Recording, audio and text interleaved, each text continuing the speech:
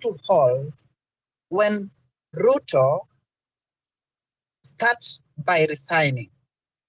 He has to present his resignation letter first so that we can have a dialogue with him.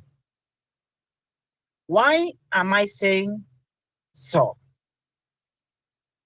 We have been having this dialogue for a very long time. Remember, earlier on this year or last year, towards the end, we had what we call NADCO dialogue. Is there anything that had been articulated by this impunity regime? Has those families who lost their life, have they been compensated? To me, PP, this is just a deception. This is just a deception. There's no dialogue there. For decades, a small group of politicians or political elites have dominated the national conversation. They have been shifting alliance.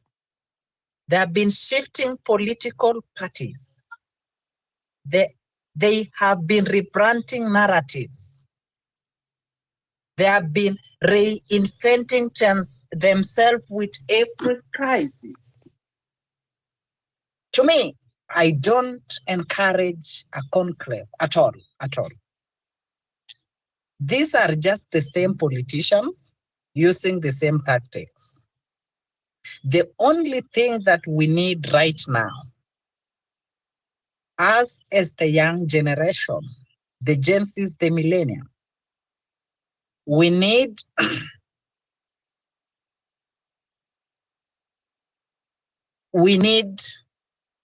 a way that we are going to consolidate our thoughts going into the future. One, the first thing that we need as the young generation, because we are the future leaders of this nation, if not now. We need first, because there was a time that we were pushing the narrative that we need to collect signatures to recall these MPs. And the Constitution is very categorical on ways we are going to use to recall these politicians who had been going contrary to what they were elected to do. So to me, PP, is that we have to shift our conversation here. That are we ready to recall these MPs? Because right now we have a full legal constitutional IPC in place. So to me, I do suggest as follows. One, we have to recall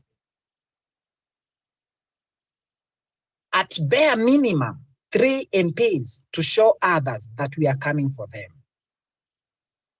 The first person whom I wish to suggest that we have to recall is Esther Passaris. 2, Kimani Ichung'wah. 3, people like Kimani Kuria, so that other people will learn a lesson. Because if we punish those people, I'm very sure, if we push the narrative to impeach the president,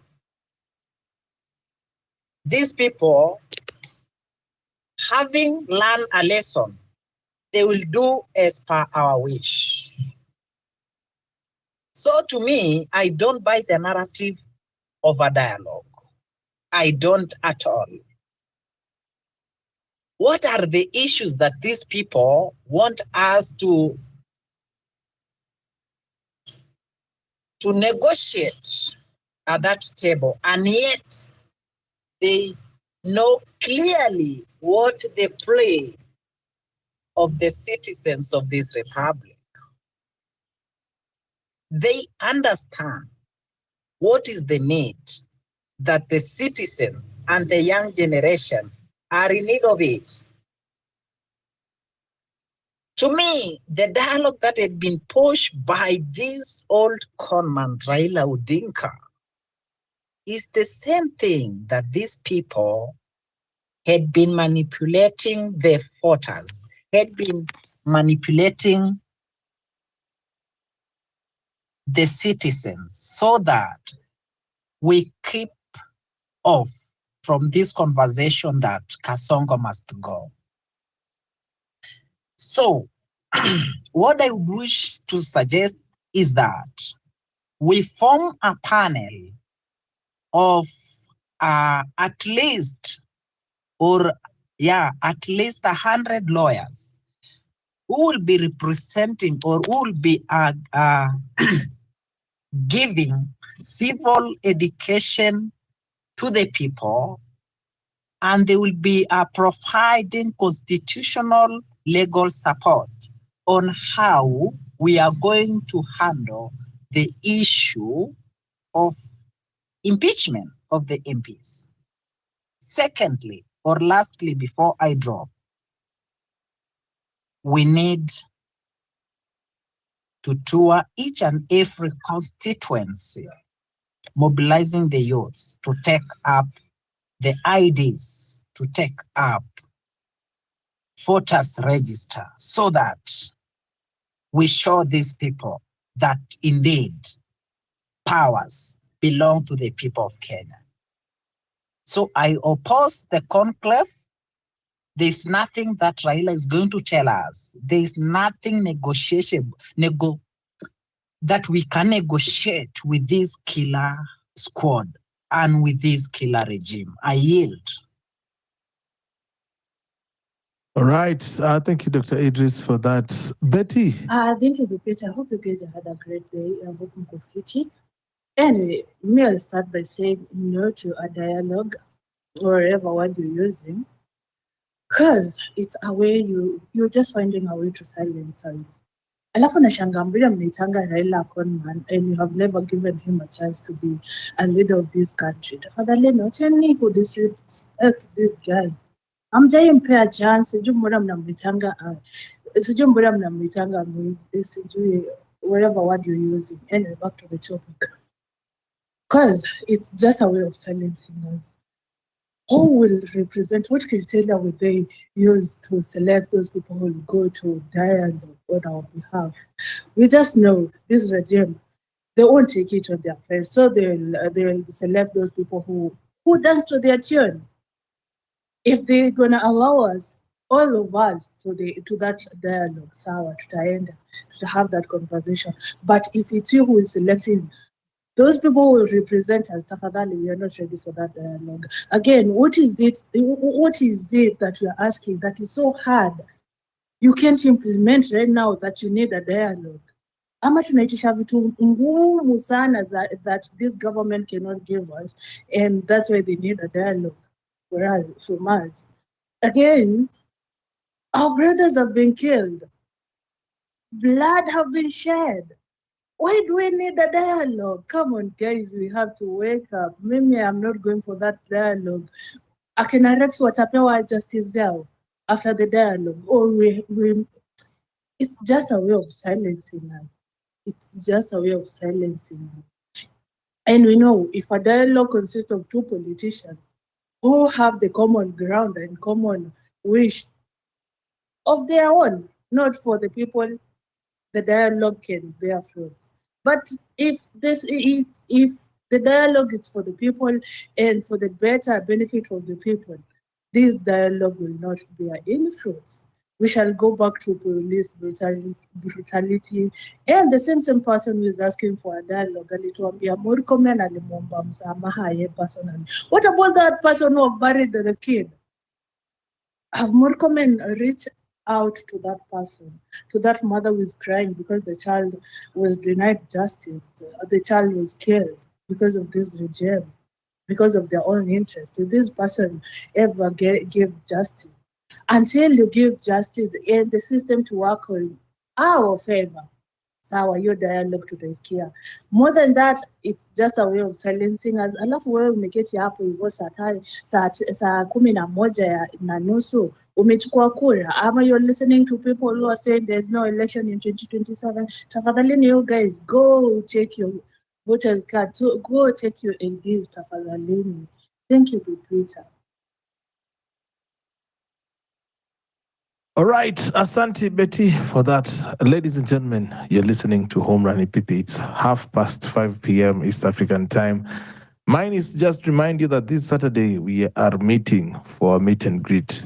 Home Run turns 2, and we are having a party pale Rustic Haven on Gatarongai. For those who can make it there, tickets are only 1,000 shillings. Just hit me up and I will sign you up for attendance. So watu 50 peke yake, we are not taking more than 50. So ingieni pale hivi kwenye number, WhatsApp me, or you can also call me later on after the show, text me for you to reserve your slot.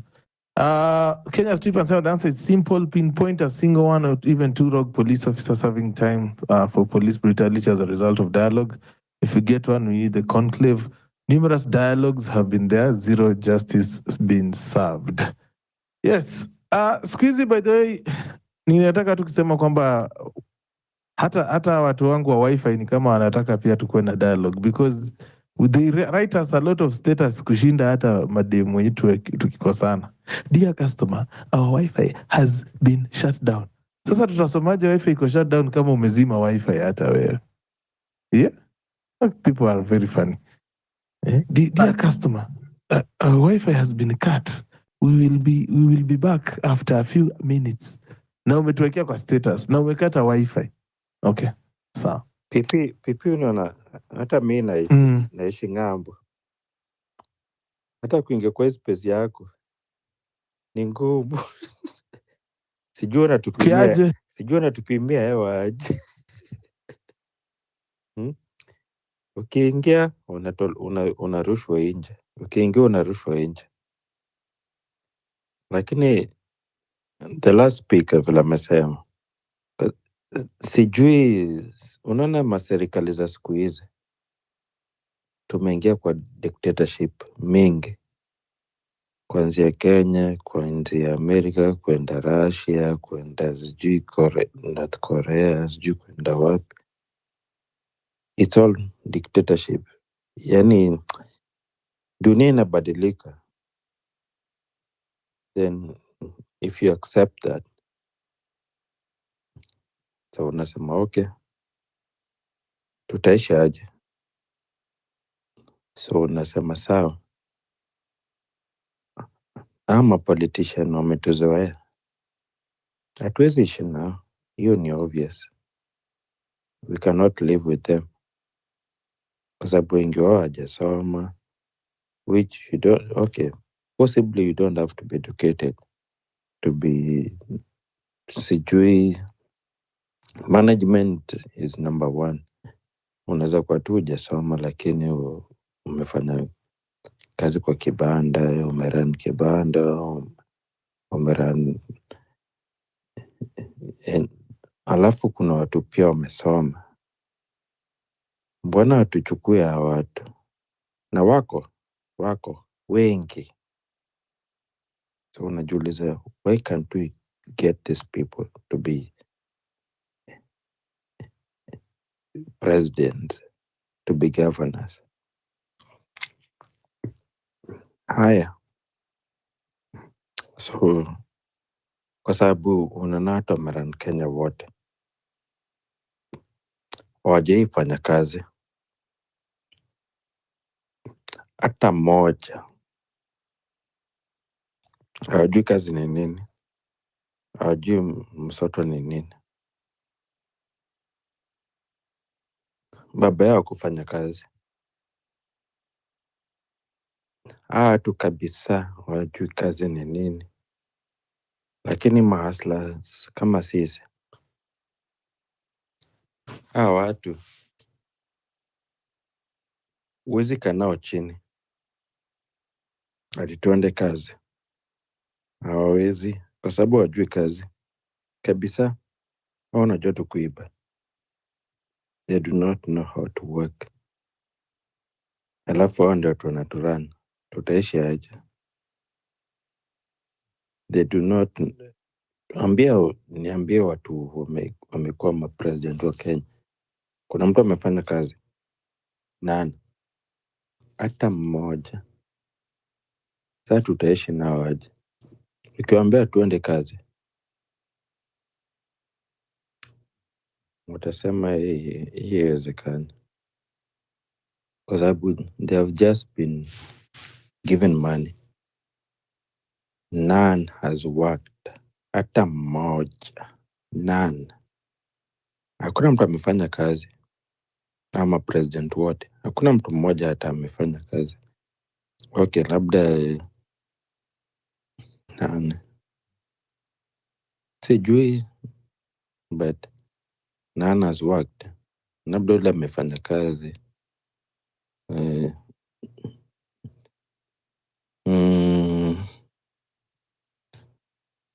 Hata sijui. Labda kama mtu anajua mtu amefanya kazi anaweza niambia, lakini mimi sijui. Kibaki alifundisha kidogo. Raila kufanya, sijui kama alifanya kazi. Alafu tuanzie na Jomo Kenyatta wa kwanza. Never worked. Moi never worked.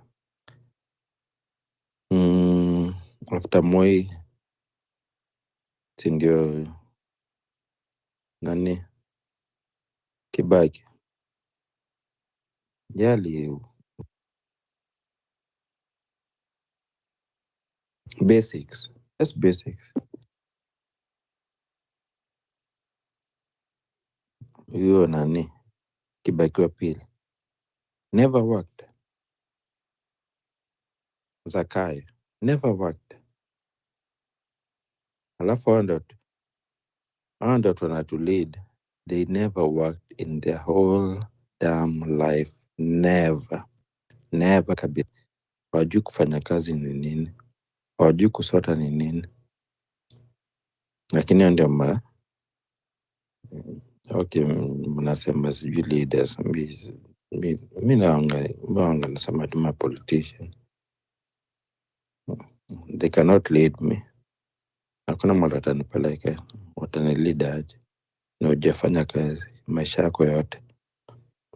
You're just a politician. Saa angalia manchi zingine, mtu anapanda baiskeli. Angalia Zakayo anasema uchumi ni mbaya, lakini anatembea all over the world. Angalia motokedi yake, like really? Huwezi enda tu na gari 2-3. Unaogopa nini? Unaogopa nini? Kama wewe sio mwizi, utembea na gari 2 ama 3 maximum. Unaogopa nini? Yani ile extreme ya pesa watu wanatumia. Alafu angalia, okay, kwa sababu wanaangalia neighbors, sijui Uganda, sijui Tanzania, mapresident wanatembea na gari sijui 20-30. Umeingia, uchumi ni mbaya. Do you need 20 cars? Like really, tumia common sense. Unashangaa watu hata anajiita Dr. Ruto, hiyo PhD yake unashangaa iko na common sense. Huwezi tumia gari 2 ama 3. Seme maximum 4. Hata 4 ni mingi. Unaogopa nini? Unafikiri mtu atakuwa? Tutaishi hivyo? We cannot. Angalia ma president wa Europe. Okay, US ingine unafanya upuzi mengi sababu they run the world. Lakini angalia wa Europe. Hata mtu anaenda kazi na baiskeli kwa sababu yuko tu comfortable. Hakuna mtu atamua. Yeye anaenda tu na baiskeli. Mbona hatuwezi ishi hivyo? Watu pipi. Unashangaa like what do they want? Kwa sababu uchumi watu uchumi ni mbaya all over the world. Hata US uchumi ni mbaya. Sasa uchumi zote ni mbaya. Lakini if you want to cut costs, so unaanza kupunguza vitu zako. Alafu wewe sijui unafanya upuzi sijui State House, sijui unafanya nini. So unajiuliza like really? Hiyo ndio kucut cost? Tutaishi hivyo? Unaenda all over the world. Tutaishi hivyo aje? So unaona huyu mtu yako serious sana, tupime wazimu. Acha ni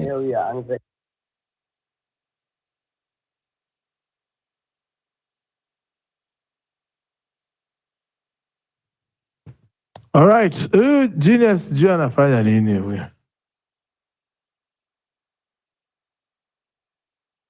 Wahiti? Kampeni ya anga enough. Hatuhitaji tena kuambiwa nini vitu vitatutocha. Tunataka solution. Want to go forward. Wewe tupe hizo solutions. Wewe unakuja shika hii. Wewe tupe solutions. Wacha kuingilia submissions za wengine. Okay. Leta solutions zako. 1. Beginning with 1. Uniform. Solution number 1. Second, MC. Blood.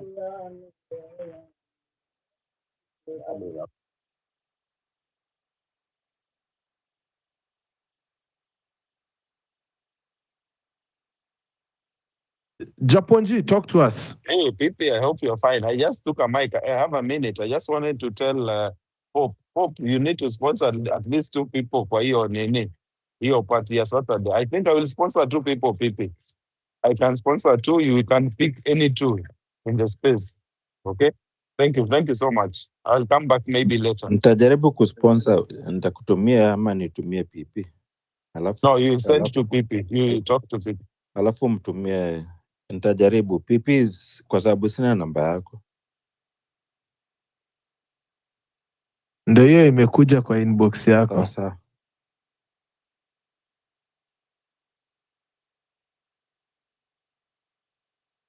All right. So right now I have 2 tickets. Nitapatiana hizi tickets zote on Thursday. Kwa wale wenye watakuwa wamenunua tickets za wale wenye kwa abroad. You will have to be tuning into Home Run ndio upate ticket yako in case you do not have the money to attend but you can attend. So let me know hapo hivi. But kwa wale ambao wako abroad and you want to buy a ticket, you can just reach out to me.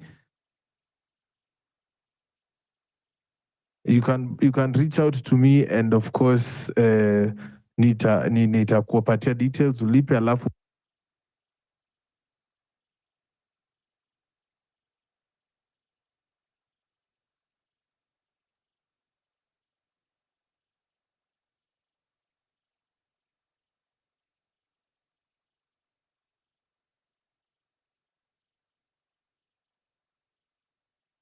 wale wenye watakuwa hapa hivi within the country we will give them ama namna that, si ndio? Sawa. So ambassador, talk to me. Thank you so much Japonji. That makes it 4. we are now at 4 tickets, and then nimeona kuna mwingine amesema hapa hivi atabuy, so we are at 5 tickets. Ambassador, talk to us. Good evening, PP. I hope July is taking you well. Yes, mine will be brief, and first I'll answer the question that you asked there, that do we need a conclave? My answer is big no. We don't need any conclave, because we have had these conclaves before, and they have resorted to zero, except wastage of public money and wastage of time. Let me expand that and say, this conclave is meant to benefit few, not for the common mwananchi. Why am I opposing the conclave? One, we don't need a conclave to do the right thing. Everything which is light, it is in Constitution of Kenya. We gave ourselves a very good constitution in year 2010, which tells Mr. President and any other leader in Kenya that this is the right thing, this is long, this is light, and this is long. So you don't need a conclave to stop the public wastage. You don't need any conclave. You don't need any conclave to know that our MPs don't need any conclave to invoke Article 145 of the Constitution of Kenya. They don't need that. When they were impeaching Mr. Gachagua, they didn't need any conclave. They didn't need, they didn't need any. They just sat somewhere.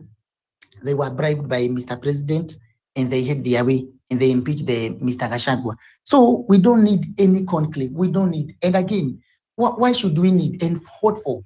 What for? The person who is calling for this conclave, for example, whom are we going to dialogue with? Whom are we going to dialogue with? It is said that whoever comes to the table must come with clean hands. Mr. Ruto, his hands are not clean. His hands are full of Gen Z blood. So his hands are not clean. Already, he has taken his position that police, they shoot young people and kill them. So is that the person we are going to dialogue with? What are we going to be dialoguing with? What are we going to be dialoguing with?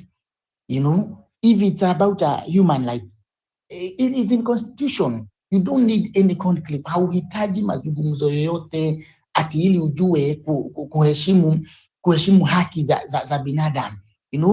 Mr. Ruto and his cronies, that is the rights of Murkomen, the rights of Sudi, the rights of Koech, they have stated their position that shoot people to kill.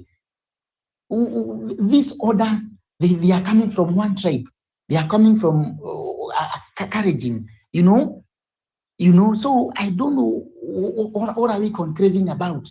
Unazungumza kuhusu nini? Why should we have it? And for what purpose? Me, I don't see any need of it, because it is in Constitution. Do the right thing. Respect court orders. Respect human rights. Respect people. If you don't respect people, then we cannot conclave with you. For example, last year when we had such kind of things, he said when the Gen Z were on the streets and it was tough for him, when he came in the evening, that eve of I think 24th or 25th June last year, the very first word he said, he called us terrorists. And he said that everybody who attacked the parliament or government buildings, he must be sued with treasoners. After that, he went down. He didn't sign the finance bill of last year. Come just a few days ago, Mr. Kimani Ichung'wah was all over and saying that whatever we fought, it was passed quietly. That's what Mr. Kimani said, that they passed the finance bill 2024 quietly, without much ado. You see, they're taking us for a ride. So not unless we stand and say we don't want this nonsense of every time calling us for a dialogue, they call us for a dialogue, we have a dialogue, then the next day they show us a middle finger. So this time, at least let us say no to dialogue. Let them do the right thing. If it's president who is not respecting human rights, let the MPs invoke their Article 145. If it's about the people going to the streets, it's their power. You know, the power they have, it's donated. We have donated to them, and we have the power to take it back. So, in fact, Mr. President, Mr. Ruto, seeded to become our representative on 25th last year, 25th June. He stopped being our representative. When we went to the street and we said that his leadership is full of bribes, his leadership is full of corruption, his leadership is full of dictatorship, then and we were on the street and we said Mr. Ruto has to go. So according to me, we don't need any conclave. Thank you, Mr. Pipita. Thank you, Ambassador, for your submission. Ladies and gentlemen, join Home Run with PP every weekday from 4 p.m. to 9 p.m. only on X Spaces. Home Run with PP, the home of your most valuable social conversations. Oh yes. You are tuned into Home Run with PP, and we happen here each and every weekday from 4 p.m. all the way to 9 p.m. East African. It's 10 minutes to 6 p.m. Hope you're doing amazing wherever you are. Good morning, good afternoon, good evening. Kwa wale ambao wanatusikiza wakiwa hapa nyumbani. Tuone pale kwenye comment section, naona comments zimeendelea kuongezeka.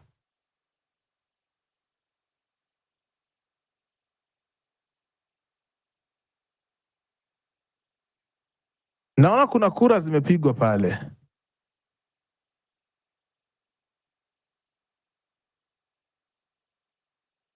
Michael anauliza, can I give my views? Michael, do you have views? Talk to us. Unainua mkono ukiwa kwenye listen, kwenye speaker panel ndio tukuone.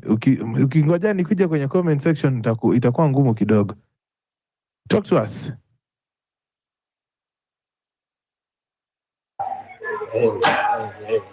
PP.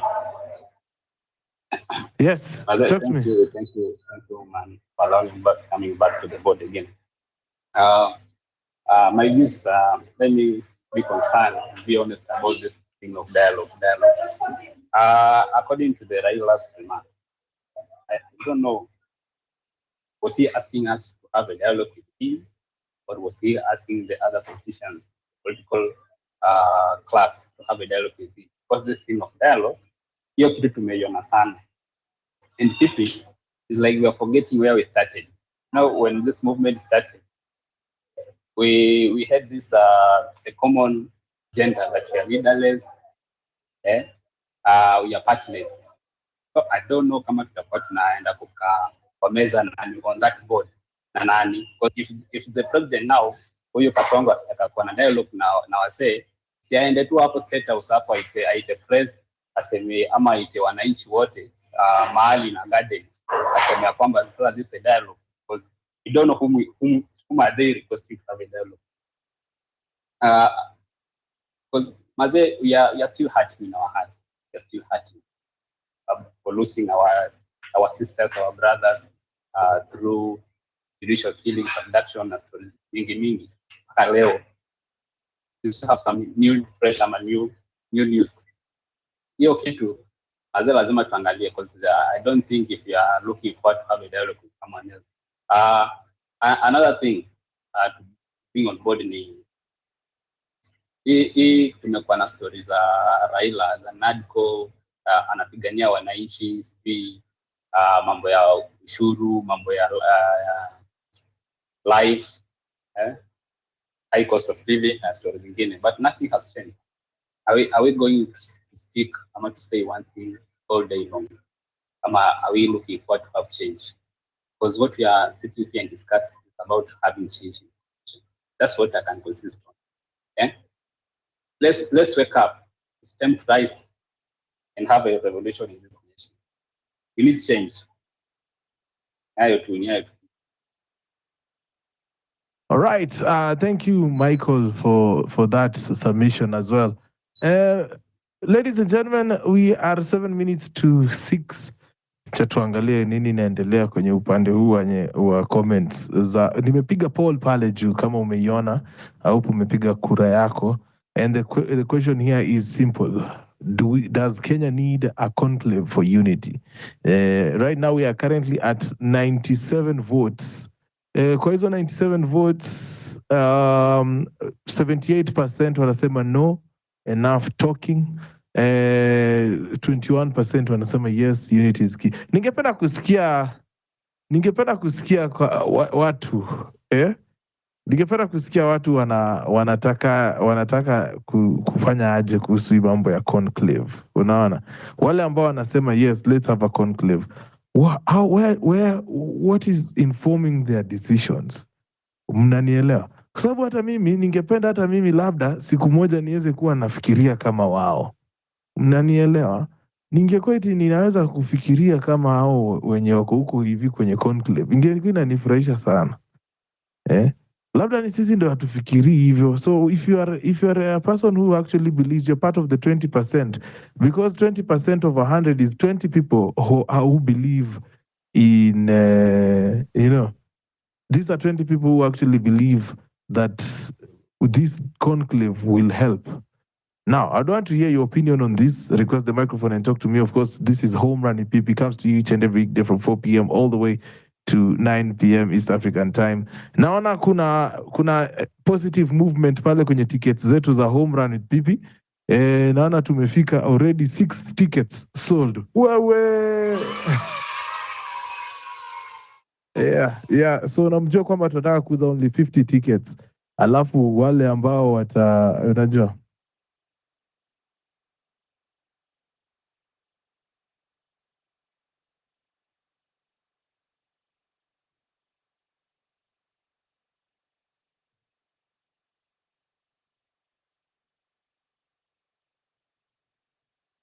Okay.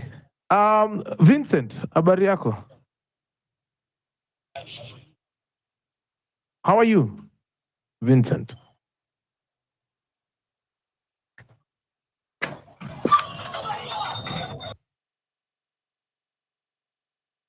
Ow! Ow! Ow!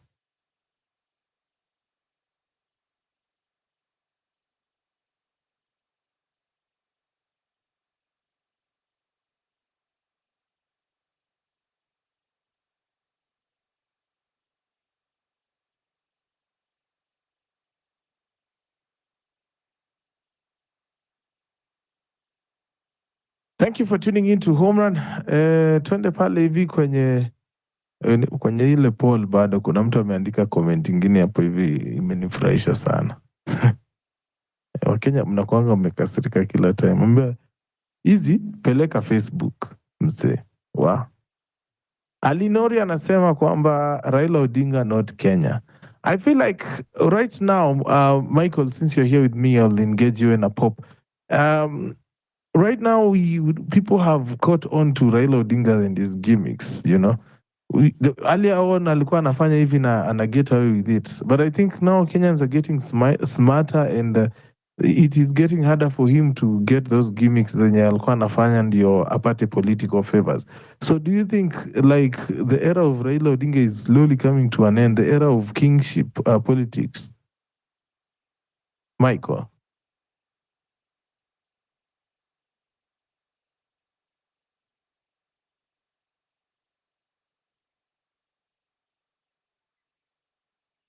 Hello.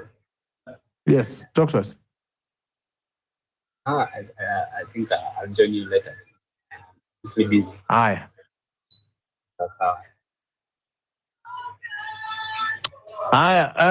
Mike, thank you so much. You will come talk to us when you can, of course.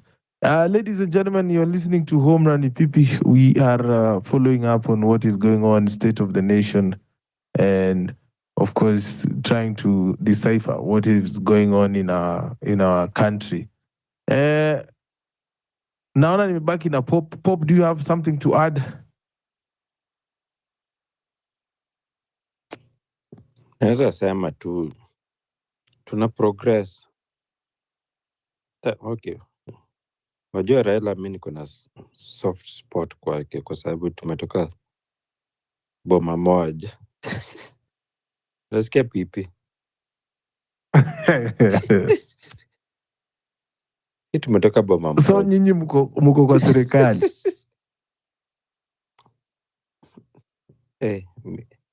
Okay.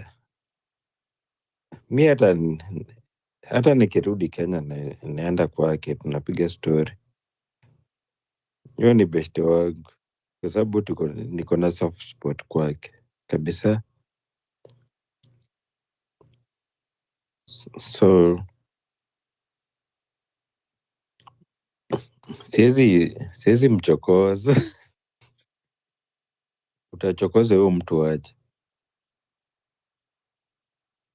Hata baba yake nilikuwa naenda kwa nyumba yake, tunamtembelea. Baba yake alikuwa jirani wetu. Baba yake alikuwa anaishi tu karibu na nyumba yetu. Sasa babangu anasema tuende tumtembelee, tunapiga story. Ana mambo mengi. Tukishamaliza tunaenda kwa Raila.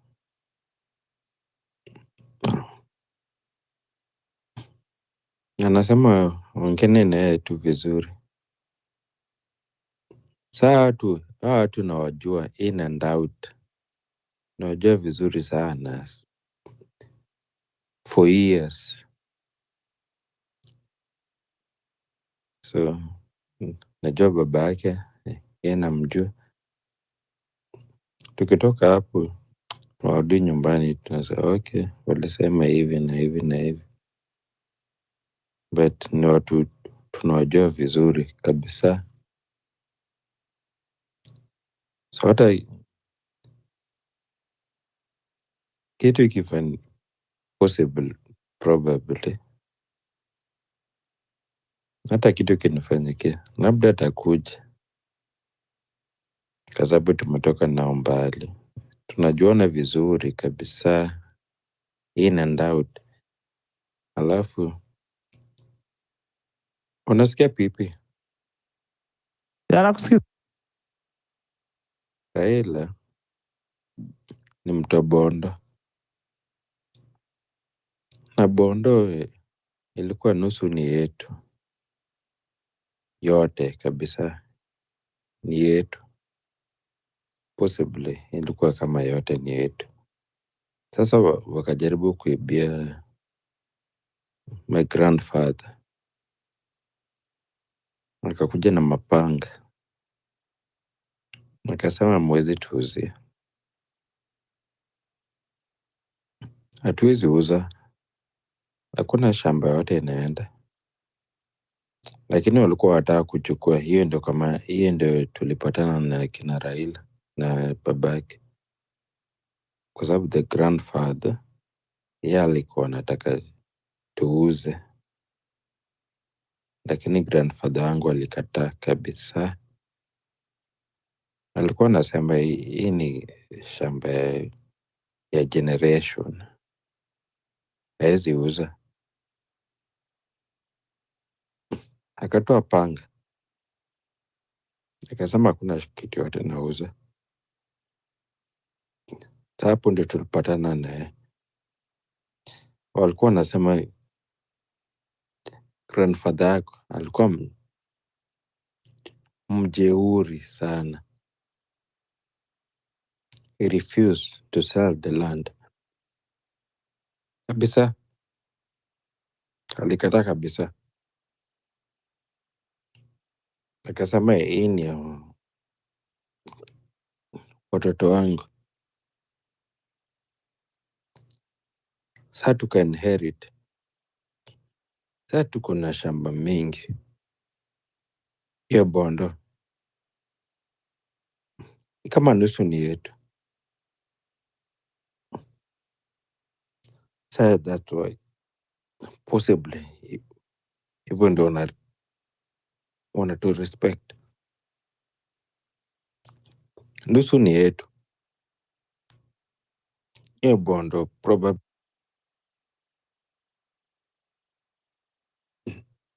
itu. Hata hiyo Bondo University.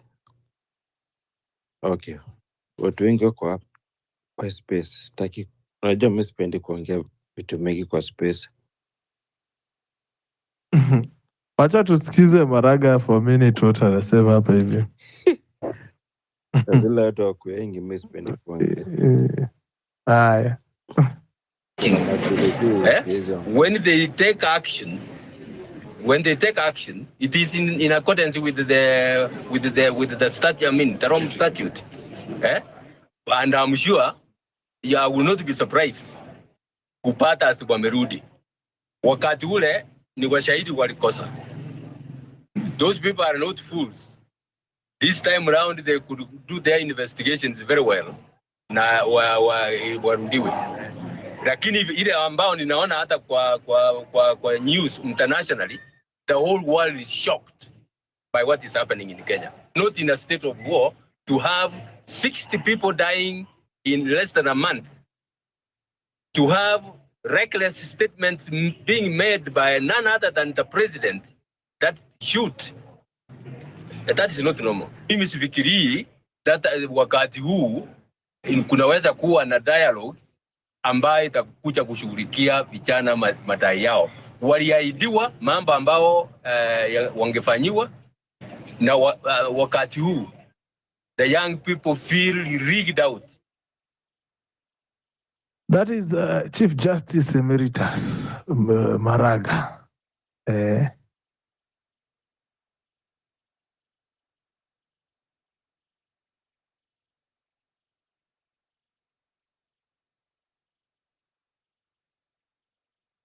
I see Erickson is here.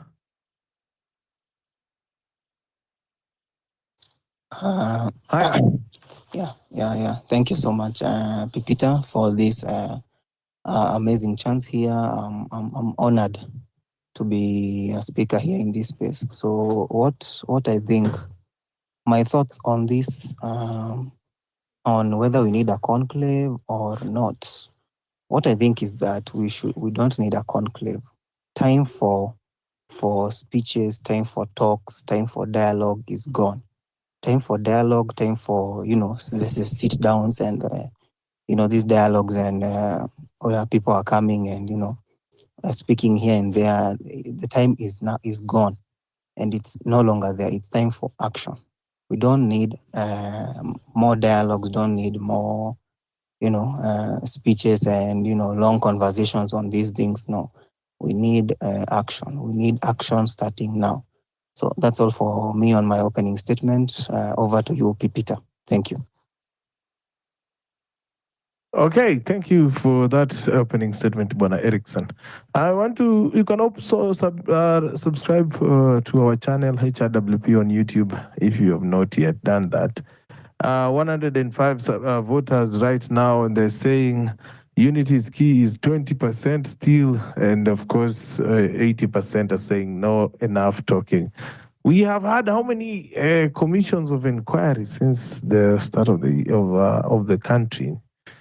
Where do we have the conclusion, the conclusivity? I want to hear that. I want to know conclusion ni siku gani tuna watu wanakuja wanasema sasa tumekuja tukamaliza hii, tukaenda tukamaliza hii. TJRC report. Uhuru Kenyatta really assumed it. Yes. Uhuru Kenyatta really aliamua tu hii hata siwezi fanya. The Truth, Justice and Reconciliation Commission. Yeah.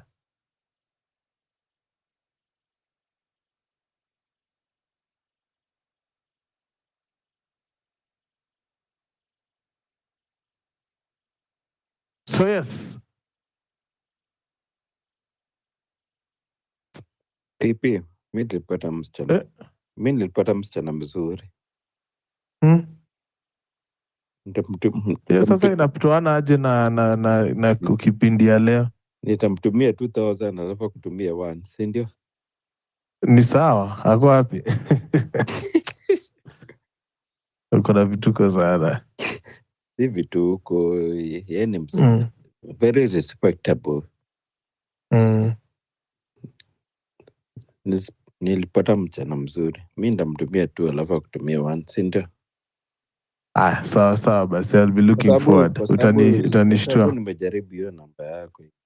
Kataa, lakini nitamwambia ndio hii namba ya pipi.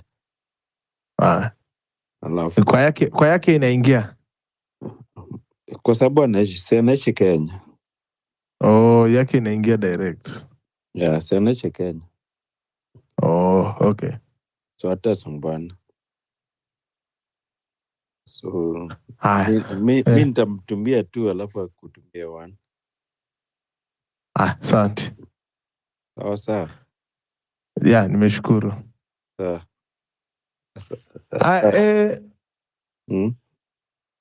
No, nilikuwa najaribu kupeana more context hapa hivi. So Sifuna anasema Ruto keeps telling us how police service is independent. How come is ordering them to shoot?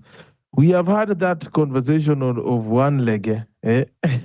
But then hadi jana niliona kwa news they had a whole segment on watu kutembea na mguu moja. Because of what the president said earlier on. But the president had said mtu apigwe risasi aende hospitali akienda mahakamani. Yeah. So, and then this young lady who died, I really feel so bad for her. You know, sometimes watu wanasema kwamba big wigs haongei, but tutaongelea wangapi jamani? Tutaongelea wangapi? How about we just don't talk about people who are dead? How about we stop killing these people? Sielewi. Genius, you're back. I think ndio umeweka ile hiyo tikiti. Yeah. I just wanted to confirm that. Thank you. All right, thank you so much. Hiya, Erickson, you're back. You want to talk to us? For me, let me just listen to the conversation first so that I can get more info. Yeah, over to you, Pipita. So when you have something, you'll come over to the mic. Of course, pale hivi kwenye hapa kwenye mic unakuja tunaongea maneno mawili matatu. Haya. Asanteni sana. Now, also I saw Bwana Rigathi Gachagua in the streets of Nairobi. Not Nairobi. Alikuwa America wapi huko? Yes. So alikuwa in the US representing. Yeah. Alikuwa pale hivi kwenye US ana represent. Ameenda pale hivi amepiga suti akiwa na kina Samido. Now, the question here is, has Samido now decided that yes, sasa ni deserter? Is he going to come back to his police career? Because the last time I checked, the police service had interdicted him. Walikuwa wamesema kwamba desert job. And they were saying that hiyo kesi kutoka ndani ni 2 years. So is that going to deter him? Has he decided to pick a side and he's going to just survive abroad for 5 years and come back when there is a change of regime? I don't know. I would like to know your thoughts as well on such issues. The tribal rhetoric seems to have slowed down a bit, yet huku nje though ninasikia kuna hizo undertones za Wakalenjin, Wakikuyu. You know, when we get to these issues za watu kupigana, it doesn't start any easier than Wakikuyu, Wakale, Wanandi. You get, and then it gets to that. The commentator Wawero anasema kwamba hatutaki hiyo kitu bwana. Martin Rich alisema kwamba no to Raila Odinga nusu mkate talks. We need the retirement age to be 55 years. We have people over 70 years sitting in the office. 19th century leadership can't lead the 21st century generation. It is not possible. They need to pave the way for new leadership. My question here is, why is it that judges retire at 70? Public servants at 60? But you retire as a public servant, and all of a sudden now you have the capability to be president. Mtu mwenye umeshinda, unajua ukikuwa, my dad used to tell me watu wenye walikuwa wanaenda karibu kuretire, they used to sleep in the office because of old age. So now we are putting in somebody who is over 70 years in a seat of power, na mnashangaa mbona wanalala. Ndio hii age. So I'm with you on this, bro, that we need to get younger leaders as well. But also we have had younger leaders who actually look like they have no brains at all, you know. Serem anasema we don't need it. How many dialogues do we need? There are many commissions that have been formed.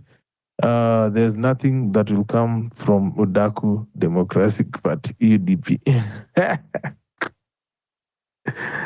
So like watu wengi wanafeel kama bado we cannot get anything from a conclave or what we call a dialogue. Ingekuwa eti wanatupatia dialogue na watu ambao tunaweza sema kama watu wenye wako kazi. Yes. Ukisema kwamba ukisema eti sasa wewe kama Mkenya saizi, hata nimepoteza chain of thought, nimeangalia kitu hapa. But one thing I have come to realize as a Kenyan, you are faced with the thought of thinking for a minute that tribe yenu inaingiliwa. But I would like to advise you today that there is nothing like tribe yenu kuingiliwa. You are actually bidding for a politician. So ask yourself, are you worth fighting for a politician? Because as we have finally come to realize, Kenya has been divided into tribal, what do you call, cocoons. Ile yenye watu wanasema, mimi ni Rigathi. Kama sasa unaona vile Rigathi Gachagua has really worked hard to cement that he is the champion of the Kikuyu people. Mimi ndiye champion. Mimi ndiye champion hapa hivi sasa. Mimi ndio na celebrate.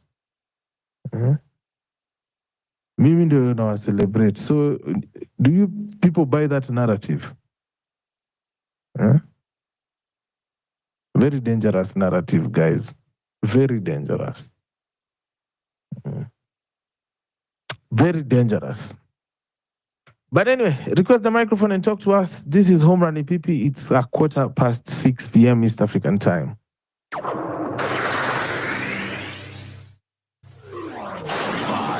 4, 3, 2, 1, 0. Welcome. Home Run with PP. Thank you, Onjolo. Anasema as one of the Kenyans changing narratives in digital media, just to congratulate MC Peter and happy anniversary advance. You can also support him by having your tickets ready for us to celebrate. Thank you so much, Onjolo, for that tweet. You can also tweet like that, guys, to help us support, get to the desired 50 for Home Run in PP. We can sell these tickets in 3 days. Get a ticket, by the way, for those who are in the country. For those who are not in the country, you can adapt a ticket. On Thursday's show, we will be giving out free tickets. So kindly, let's do it. Let's see how many people we can be able to bring before Wednesday, because I'm meeting the proprietors. Na nimewapromise kwamba mimi ni mbaya, mimi ni noma, si noma. Nimewambia mimi hata si eti nini. Mimi nitajaza hiyo sehemu vibaya sana. 100 people. Nimwambia nina target watu 50, but watu 100 hawezi kosa kukua. Imagine Kindiki sasa akushike akuabduct. Alafu akupeleke kwa zile rooms zao za kutesa wasi. Akwambia sasa akufunge, sasa anza sasa kukutocha vile unaonanga kwa movie.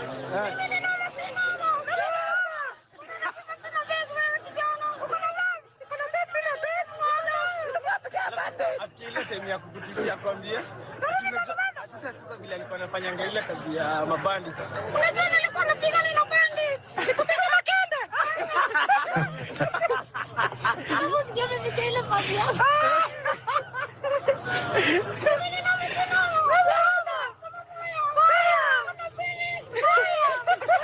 Hadi nakutuma.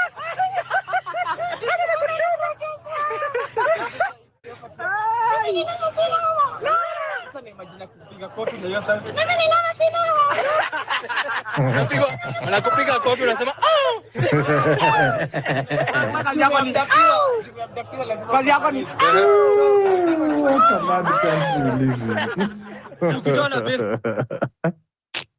This is Home Run with PP. What a mad country we really live in, man.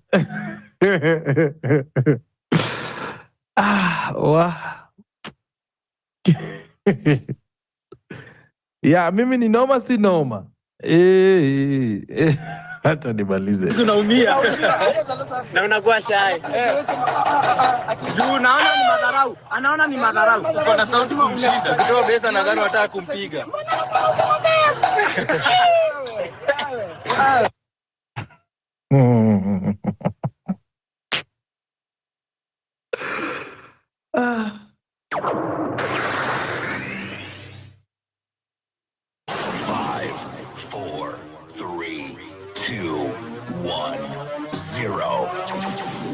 Welcome to Home Run with PP.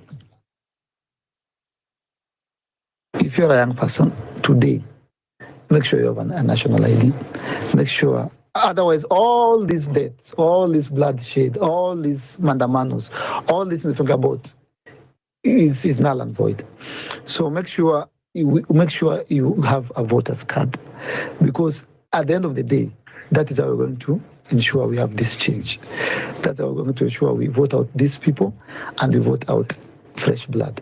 So we are starting now. We started a bit earlier to ask young people to start thinking as leaders, start thinking most importantly as voters. Yeah, our parents have done their part. Yeah, now it's our time to vote out this government. And in fact, I would tell them to focus sana kwa parliament. For sana kwa parliament. And by the way, somebody asked me today in the morning, Rico, sasa what's the way forward? Sasa nyinyi mta change nini? One of the things we're going to do, I was doing my math. It is possible to have free education from lower primary all the way to the university. It's possible to have free healthcare. One of the things that we are going to do now that there is IEBC, and we started the process and we already collected signatures, we are going to do away with over-representation. We're going to do away with the Senate in its entirety. We're going to do away with the women rep. We're going to do away with the counties. Why do you have 47 counties? For what? And you said it. You're saying the MPs go to ask for development from the president. Right now, every week the president is meeting a different governor with the entire county. So devolution anafanya kazi gani? You're not supposed to go beg. We are going to do away with the 47 counties. We're going to revert back to the 8 provinces. So we will have 8 counties. Is it 8 or 7? 8. 8 counties. We are going to do away. So if we do away with the Senate, we do away with the women reps, we do away with the nominated members, and then we do away with the 47 counties. Do you know how much money that is? For example, the deputy governors. So one of them was saying, "Hata juange kazi yake ni nini? Anasomanga tu gazeti." Do you know how much that guy earns? He earns over $1 million. But hatujaeka allowances. So yeah, he goes home every month. He goes home with like 3 points. And one of them was telling us on live TV, "Hata jua anafanyanga nini." This is the change we're talking about. Women are gone. Kazi ya Senate over 1 Kenyan is represented by 16 people. Akona president, akona deputy president, akona Musalia Mudavadi ni Prime Cabinet Secretary, akona CS, akona assistant minister, akona PS, akona administrator huyu assistant minister, sio anatuanga aje? CS, akona CS, akona MCA, akona senator, akona MP, akona women rep. Small. How are you doing? Fine, thank you. Fine, thank you, PP. You well? Karibu. Long time. Yes, I'm well. Long time no speak. How are you doing? I'm doing well. Yeah, Karibu. So nimekuwa nafuatilia conversations zenyu hapa ziko fiti. But I want to take you guys back to the campaign period where the current president was actually moving from county to county, trying to naweza sema ni kusign charters or something. There's something that there were some forums actually wakiwa na huo Gachagua walikuwa wanatembea kwa wanaenda sasa, kama for example in Kiambu County, I remember they went to Limuru, and so we had this a whole lot of people, including Mama Mbogas from Kiambu. There's a market called Kangangi. So kuna charters walikuwa wanasainiana, which actually, one of the reasons as to why the populace is angry is because hizi vitu zilikuwa zinafanywa kama PR, or rather zilikuwa tu vitu za ile tu ya kudanganya watu, let's say. I mean, it's precisely uongo. And so what has happened 3 years down the line? I don't even think these guys remember that they had those kind of forums. You see, so hii uongo ndio inaenda inakuwa quite outrageous, because you cannot lie to the people all the time. I mean, there has to come a time when you really have to make sure that ile kitu uliahidi watu unafanya. That is the first instance. The second instance, we had the industrial park. They were supposed to do an industrial park in every county, if I can remember. And I remember that time, this guy called Moses Kuria was part of, he was, I think, the minister he was the minister in charge of that docket. And I remember they went to a few counties and they started, they would now come in and now show us that they are really, they want to start now doing those industrial parks. And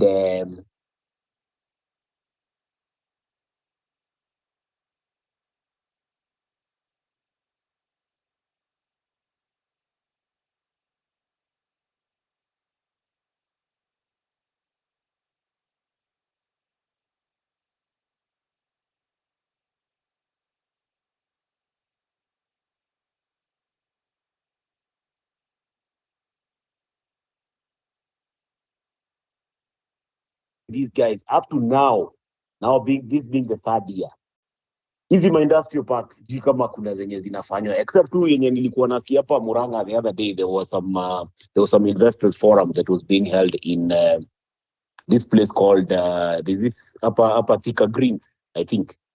And so the county government of Murang'a, they've actually done the physical planning, where they've actually done the master plan for an industrial park, where anyone mwenye anataka kwenda kuinvest huko, then they can easily do that.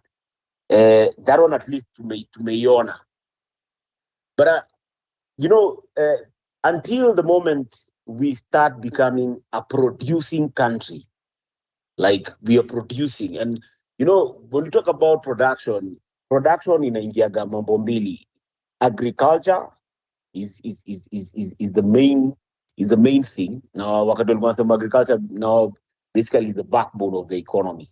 If you look at the developed countries, they don't joke around with agriculture. They do it seriously and with the zeal ile inafaa. And that way they're able now to secure food security. So unakuwa na populace yenye watu wameshiba.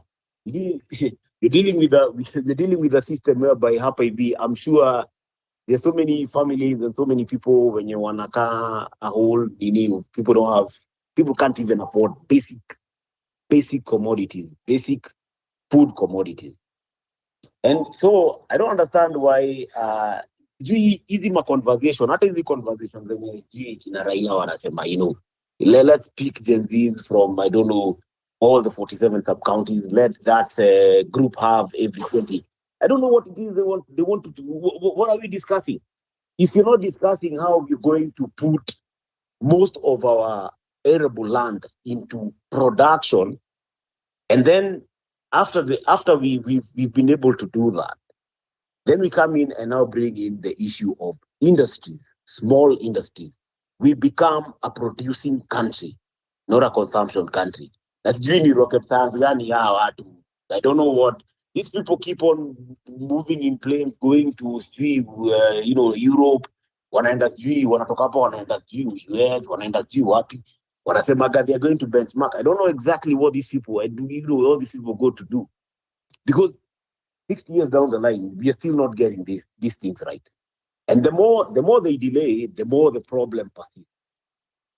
So mimi naona so far I think the current government and even the previous government, they really don't have a clue on exactly how to deal with a growing population, a population that is very educated.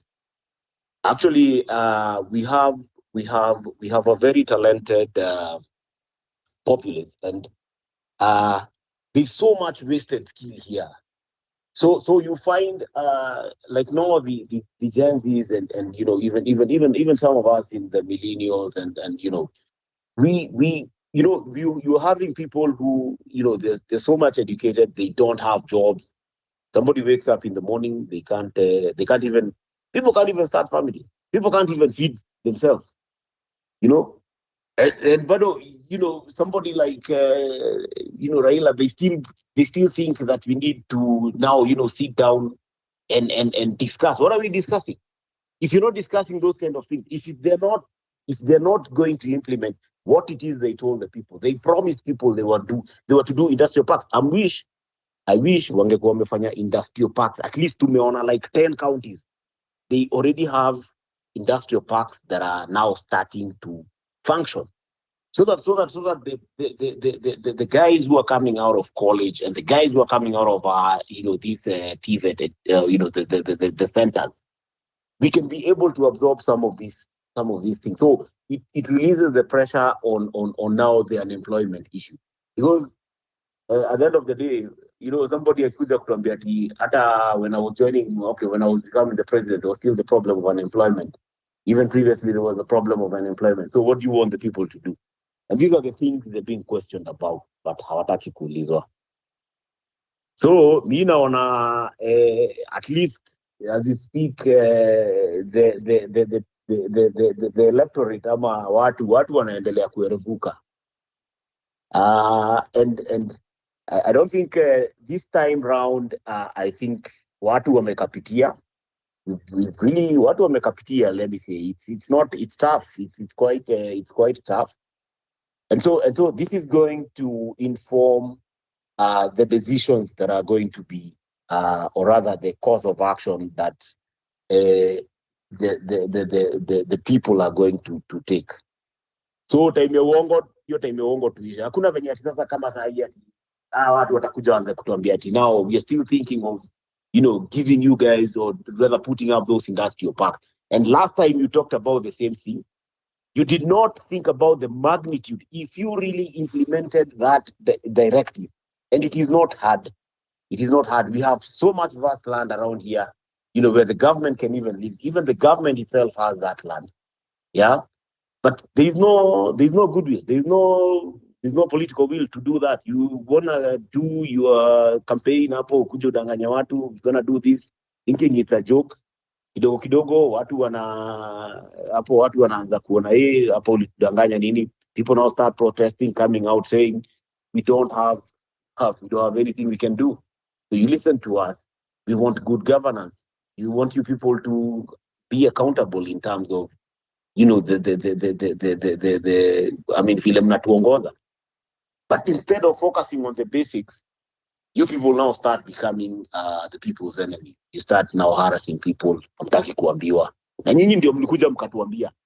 We did not put those words in your mouth. You're the people who came, the people, the government, the people in the government, starting from the president all the way to the MC. You're the guys who came and told us, we will do this for you. We'll do this for you. You rode on a platform of desperate people. And if I wish wangekuwa hata at least hata hizo industrial parks wametengeneza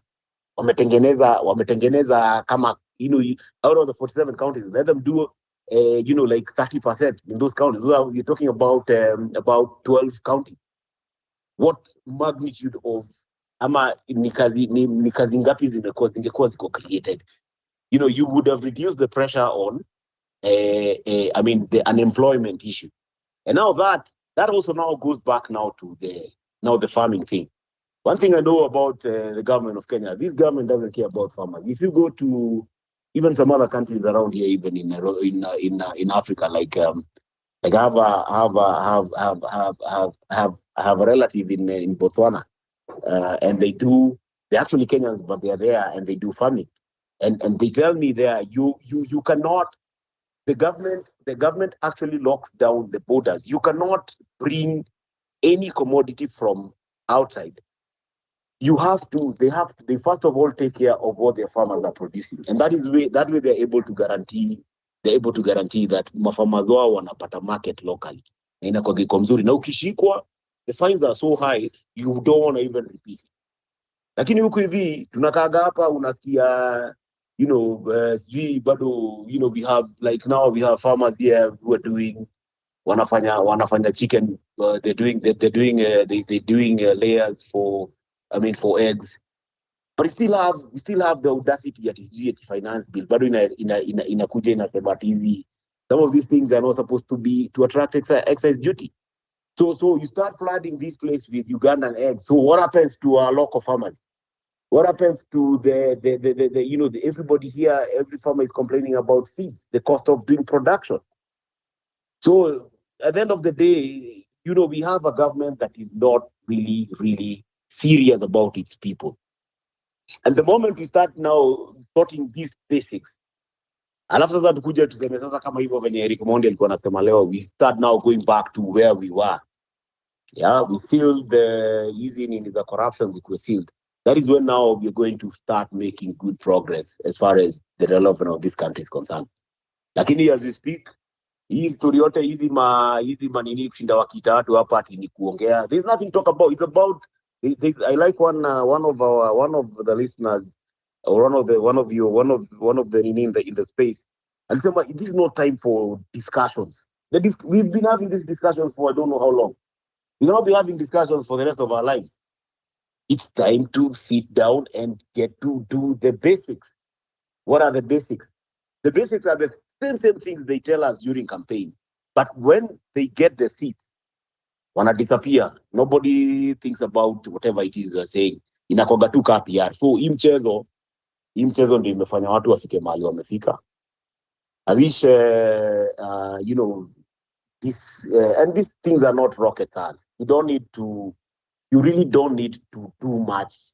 It's just that you need to have that goodwill, and you need to have the goodwill of the people, so that you're able to do things that are of benefit to them. And when I talk about Mina Koga passionate about farming kidogo, and I look at even like for example last week I did I had driven to there's a place called Isiolo, where you go through the Marwa. This is the Marwa. This is the pipe. I mean the dual carriage. Starting from Kenol. Unapitaga tu ma places huko, some very vast places. Ziko tu zinagrow tu ma bush, whatever. And I know some of these places are spaces that can be put into some production or something. Ukienda sasa isipokuwa tu that section of after Nanyuki is heading to Kimau, where now they are now that's another nini mahali wazungu wanafanya. They're doing this large scale wheat farming. They do sunflower. They do things. But if you come to now this other side, so hata kukitengenezwa barabara ni vizuri, barabara zina open up those places. But then what activities are what is happening on those parcels that is supposed to warrant, kwa sababu hii barabara mmetengenezwa na loan, tunaweza make hii ikuwe productive in a way that this road now becomes a complement of now whatever is going to happen in that region.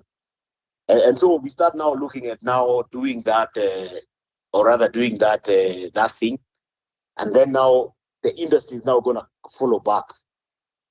So sijui hizi vitu zitaifanywa when, because the way it's going,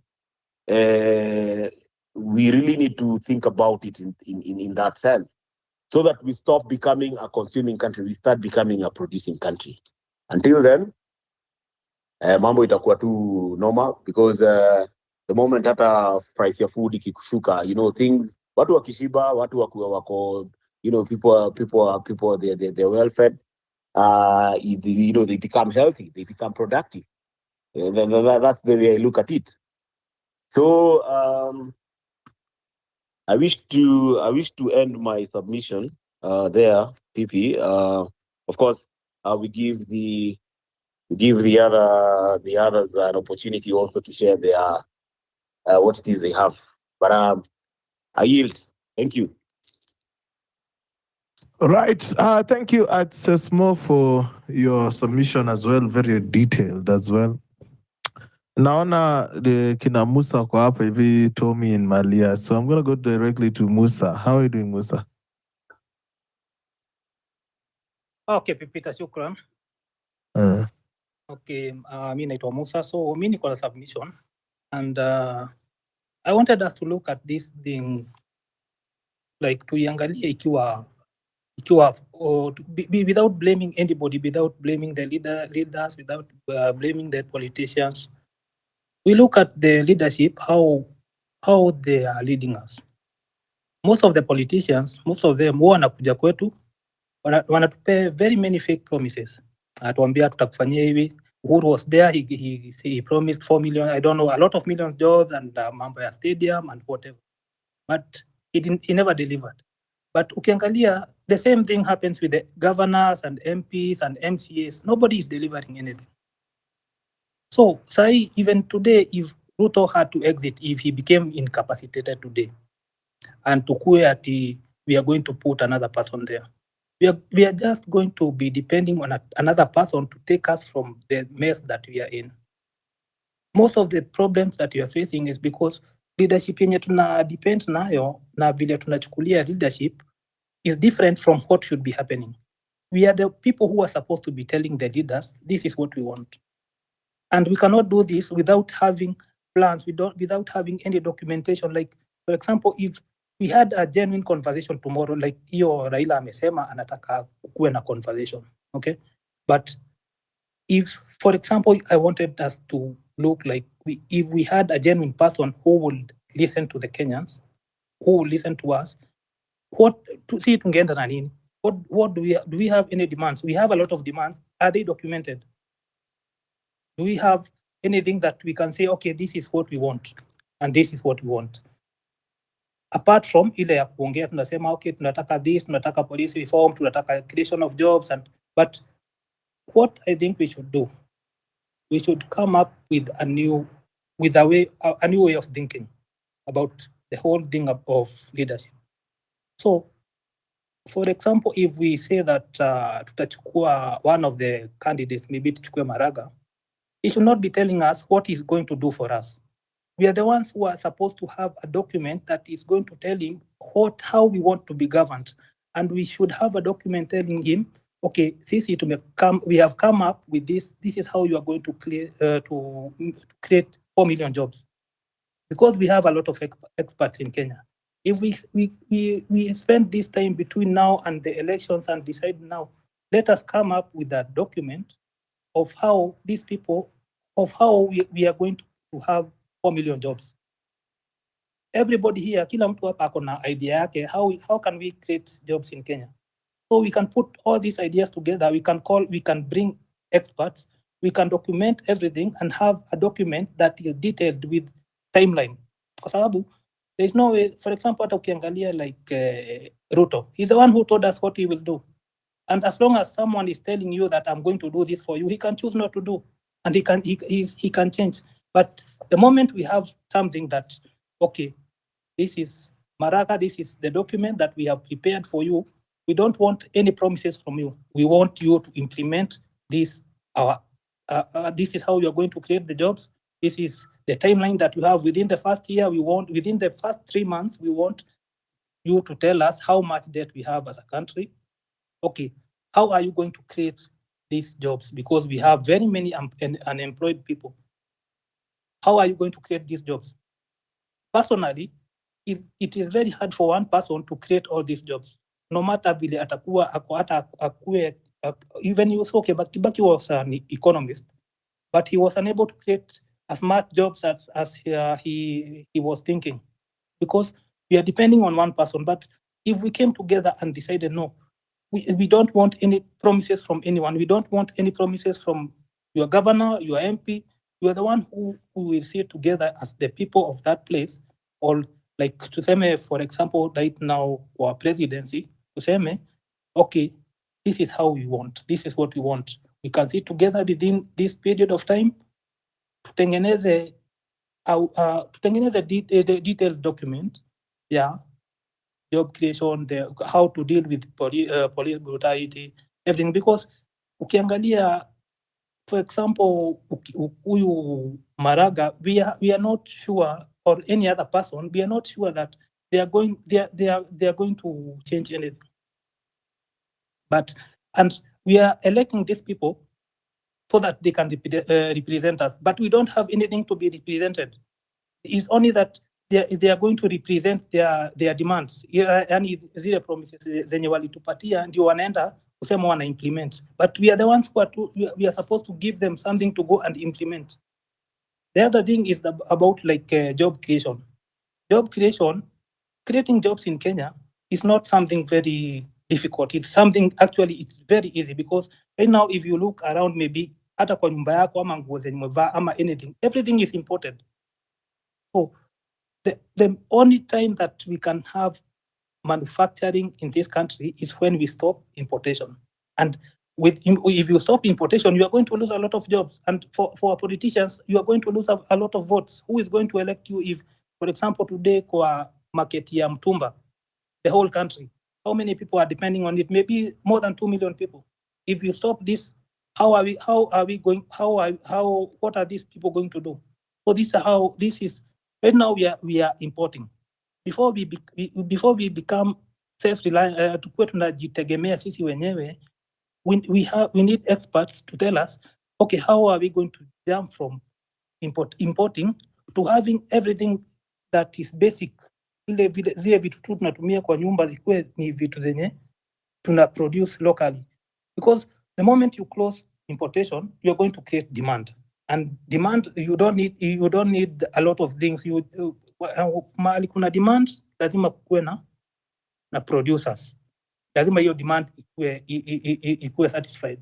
So, but no politician can go this road unless it is our agenda. And this is where we can get these experts who can tell us how are we going to jump from importing to becoming self-reliant and then going to exportation. Because we cannot jump from importing everything to exporting everything. First, we have to satisfy ourselves so that we can start exporting to other countries. So I think we should try and change our mindset, because the thing that we are giving the politicians, we give them a highway to do whatever they want. Like you can see the governor of Nakuru went to America for 6 months because she has nothing to implement. You did not tell her to do what she's supposed to do. She told you, okay, I'm going to do this, but as long as she doesn't have anything that is tying, you don't have any connection. The moment you vote for her, that is the end of you and her. But if there's something that is connecting you, that everybody is following, right now, maybe you'd say more than 70% of the people in Kenya, they are educated. So if we have a plan and we can, and it is something that we can achieve, it's not very difficult.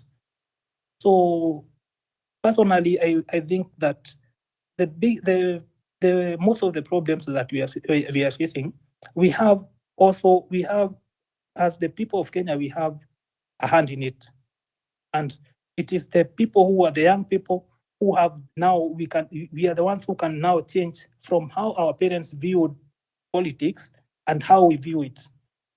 For example, if you look at before, Kenyatta came and gave us a lot of promises, Uhuru, but there was no, hakukuwa na hiyo shida mingi, lakini sasa watu wamechange, watu wametoka na hiyo mambo ya kuambiliwa. Then the next people, the other people, the governors and all the people on the ground, hata wataanza kutupatia promises and they are not going to fulfill. So thank you very much. that was my submission. So I think taongea sana. It was my first time talking here, so thank you very much. Asante sana Musa kwa kutuongelesha hapa hivi ndani ya Home Run with PP. 12 minutes to 7 p.m. Ladies and gentlemen, we are headed to 9 p.m. East African time. Home Run with PP runs through each weekdays from 4 p.m. all the way to 9 p.m. East African time. Just to remind you, we are getting new tickets to our second anniversary of Home Run PP party that is happening this Saturday hapa mjini Rongai kwa eneo linaitwa Rustic Heaven. If you want to be part of it, it's only 1,000 shillings to be there, and the ticket is redeemable by 500 drink or food. Right now tumeuza tikiti 6 tu tukiwa hapa hivi kwenye show. So if you have not gotten your ticket, make your point to get it because you only have 50 slots to book. So pale hivi kama huja book slot yako, hii ndo wakati wako. And for those who are in the diaspora, imagine ungekuwa Kenya. So buy a ticket and then we will, on Thursday, we will spend it time here giving out the tickets to our listeners when you're watakuwa around Nairobi. So thank you so much for everybody who is tuned into Home Run PP here, wherever you are. And of course, make sure to request the microphone and talk to us sometimes. Tommy27, how are you doing?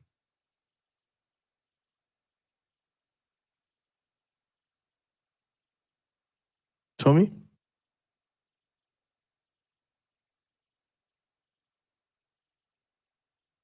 Malia?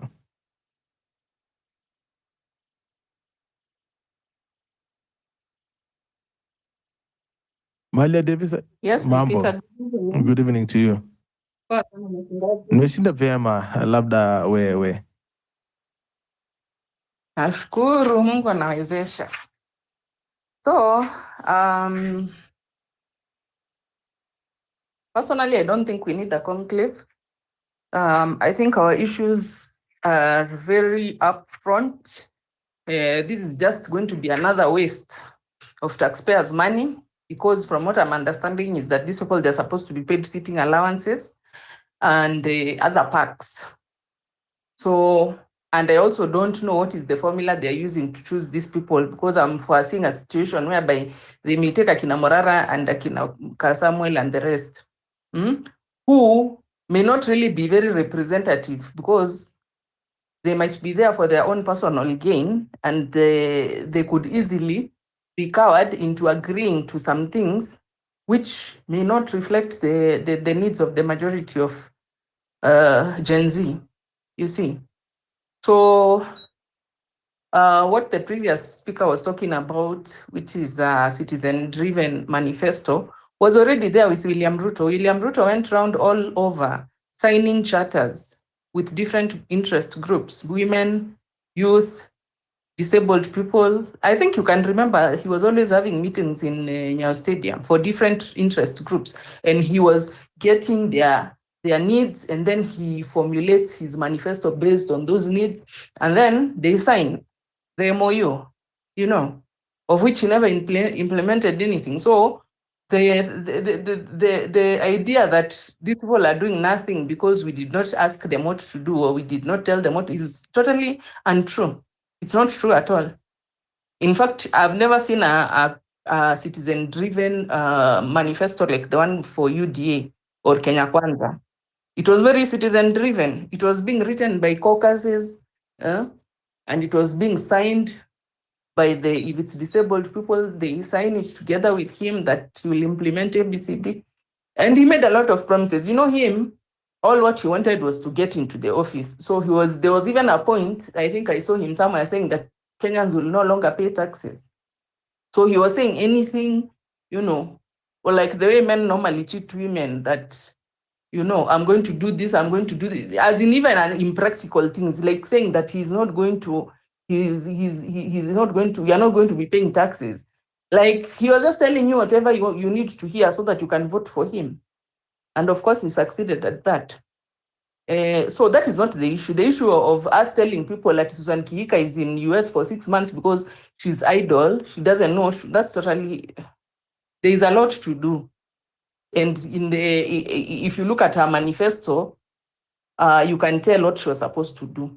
Because for people to even vote for her, when she was going around to campaign, she went around with a manifesto to tell people, I'll do this. Right now, you are having this problem with Kinyanjui, with Linjiro, and or Kinyanjui, I don't know. And when I come in now, I'm going to do this for you, which has not been being done. I'm going to do this for you. I'm going to do this. So what is needed to be done is already on paper. And therefore, I don't see the need really of discussions. You know, these discussions, they are looking to me like what we used to have during Moi time, which was called the Commission of Inquiry, and those funny commissions, whereby you just waste time, you waste taxpayers' money, and then at the end of the day, nothing even comes of it. Okay, so in the first place, we need to see some goodwill on the part of the government by releasing all those youths who have been put in for terrorism charges. William Ruto himself was being charged with crimes against humanity at the ICC. So it's not impossible for him to just let those people go who are right now in for terrorism charges, because I understand, I don't know, it's 11 years or how many. You know, it's a very long sentence. And even the bail amounts which are being set up is beyond the reach of the people who have been arrested because they are unemployed youths. So the first step to show the Gen Z that he really has goodwill is releasing all those people. He knows himself from his experience with 2007 that when there is a conflict, these things do happen.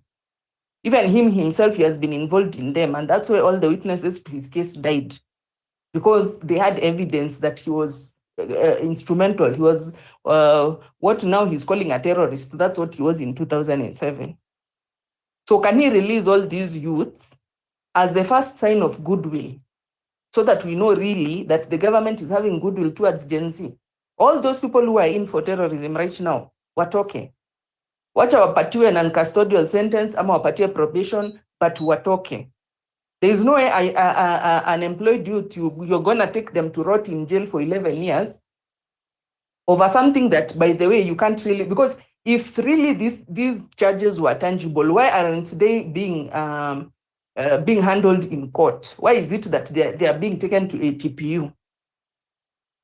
Why is it that the same offense, when it is in where Ojuang was from, it's arson, then when it comes to Mount Kenya areas, it becomes terrorism? They are using the carte blanche they have in the anti-terror bill or act or whatever to victimize and target these youths who could be probably some of them, like one of them, I think she's a youth leader for DCP, you know. So they are using it to target some particular people, because if it was terror, then it should be a terror charge all through. Why is it arson in some cases and then in other cases it's terrorism and it's the same exact thing? And in more to that, they don't really, if they really have tangible evidence to prove that these people are the ones who instigated this looting and all this that went on, why aren't they just allowing them to go through the court process? Instead, they are taking them through a TPU, which from my understanding has some other, you know, its scope is not very clearly defined. And they have some powers which are somehow extrajudicial.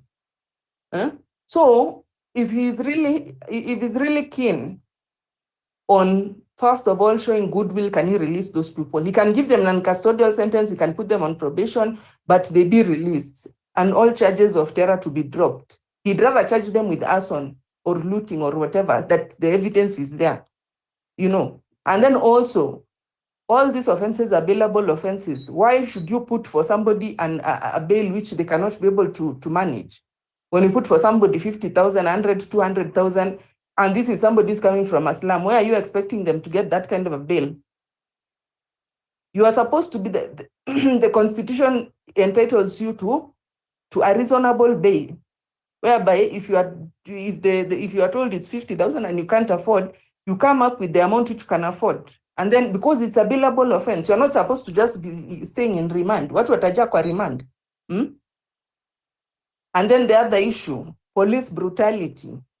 This issue of people dying in custody, and then now you find a situation whereby a girl has now died in custody, and then prisons department remand is now shifting blames between the police station and the remand, the prison remand. The prison is saying they are not the ones who were with her by the time she fell ill. That whatever happened to her while she was in police custody, and then they dropped her off to remand when she was already in a very critical condition. So we don't want this, those key things. Yeah, respect for human life. We should not be having situations whereby police station is now a death trap. Once you go in, you are not even assured of whether you're going to come out alive. That is one thing. Those are non-negotiables. Because if you are going to negotiate with those things when they are not on the table already, that is like negotiating with terrorists. A terrorist has kidnapped somebody, they are keeping them there, then they are telling you now, let's say like now Israel and the way they're having problems with Palestine. So Hamas has kidnapped some Israeli people or vice versa. And then they are saying, let's come and have some ceasefire. Let's come and have some talks. How? And you're having hostages from, So those people, they are being held hostage. They need to be released. And this issue of police brutality, it's actually a basic. That one, we don't need to go and sit anywhere to say that if somebody enters into custody when they are fine, we want them to leave the custody when they are the way they came. We don't want another story of the person fell ill, I don't know what, and then when you go and do the postmortem, the person was tortured to death. It's like they are tone deaf, because that's what happened to Ojwang, and then now it's like they want to make it something which they do every now and again, which is totally unacceptable. Because a police station is not a torturing chamber. It's supposed to be, you're supposed to be held there as you're waiting to go to court. Okay. This is not a lawless country whereby people are acting like militia. They kidnap people like in drug cartels or drug wars, where there are no dispute resolution mechanisms, and then you torture somebody to death. That is lawlessness. That is a country countries which are failed states are the ones who behave like that, not a country which is a democracy like ours, which has had independence for over 60 years. You have to go through the court. Why are we having a court process now? And how can the law enforcement come here and tell us that you should follow the law? You should not, if you are having a dispute, I'm having a dispute with you, Pipita, you have refused to pay me my money, I'm not supposed to slash your throat or cut off your fingers. I'm supposed to go to the police. So if the police who I'm supposed to go to, they're the ones who are enacting those extrajudicial assassinations and torture, how then are you going to come and tell me as a citizen when the people who are supposed to enforce the law are not following the law? So how can you enforce something which you yourself are not practicing? If you become lawless, what you are trying to tell us is also us as citizens, we should follow your example and become lawless as well. And all this lawlessness which has come to happen, it has happened because the police have not been following the law.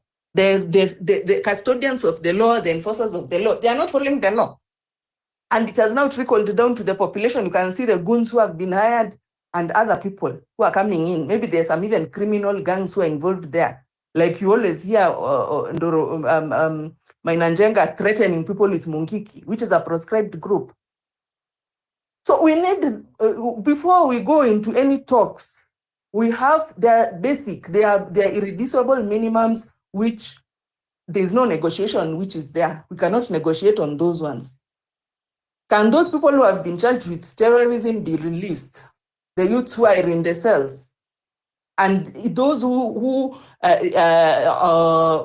even the bail, if they're setting bail, can they set bails which somebody can afford according to their standard? You can see the standard, and that's what the law prescribes. You cannot take somebody who is living in a slum and then you start asking them for exorbitant amount of money for bail, and bail is a right.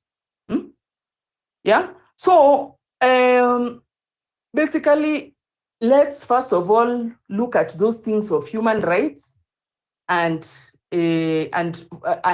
acting within the law. If we say that when there is mandamano, we are not going to use excessive force, then that is what should be done. It is in the Constitution, for crying out loud. So why is it that you need to go and sit on a table to go and discuss something which is in the constitution? Let us discuss other things like means of job creation, like what Eric Omondi was saying today. Can we get rid of all this excess baggage? Because even our recurrent expenditure, it is majority of it is wage bill. Yeah? Majority of the money that we collect as revenue is going to recurrent expenditure of paying salaries of these senators, which you cannot really. Can you really, if there's a marking sheet, can they give us an assessment of what do senators do? What kazi yao ni gani? Because it's being said it's oversight, but even that oversight, do they actually oversight? The other day you were seeing this guy was a Matopeni MCA. He entered and became a governor in Isiolo. And then from there, he started doing some crazy things like buying a crate of soda for 1 million shillings.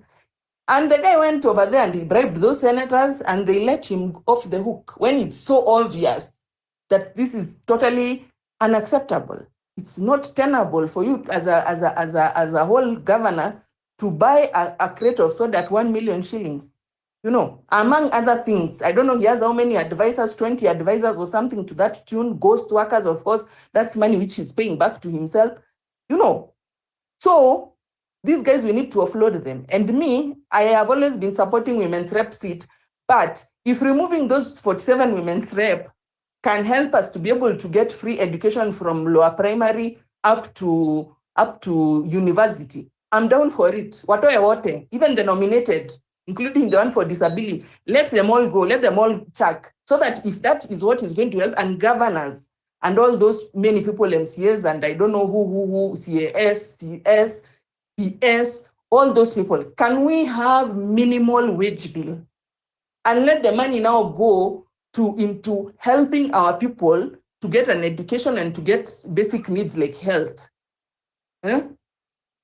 That is what we need. We don't need a lot of discussing what now. What are we discussing? Let's put it on a referendum that we want to Kenyans have decided they don't want these seats, because that referendum is for Kenyans. It's not there for the 500 people who are in parliament. Or including CSS and PSS and what CAS and all those, maybe 2,000 people. So this country is not for 2,000 people. It's for the majority, 55, 56 million Kenyans. So if Kenyans decided that this wage bill is untenable, they go to a referendum and we chuck all those seats. Why do we need them if they are not helping us? They are giving us a hell of a time. We are so much overladen with paying these so-called salaries. We are so much overladen with devolving to 47 counties, whereby the money, 3/4 of it is just going to corruption. So there are things which are obvious.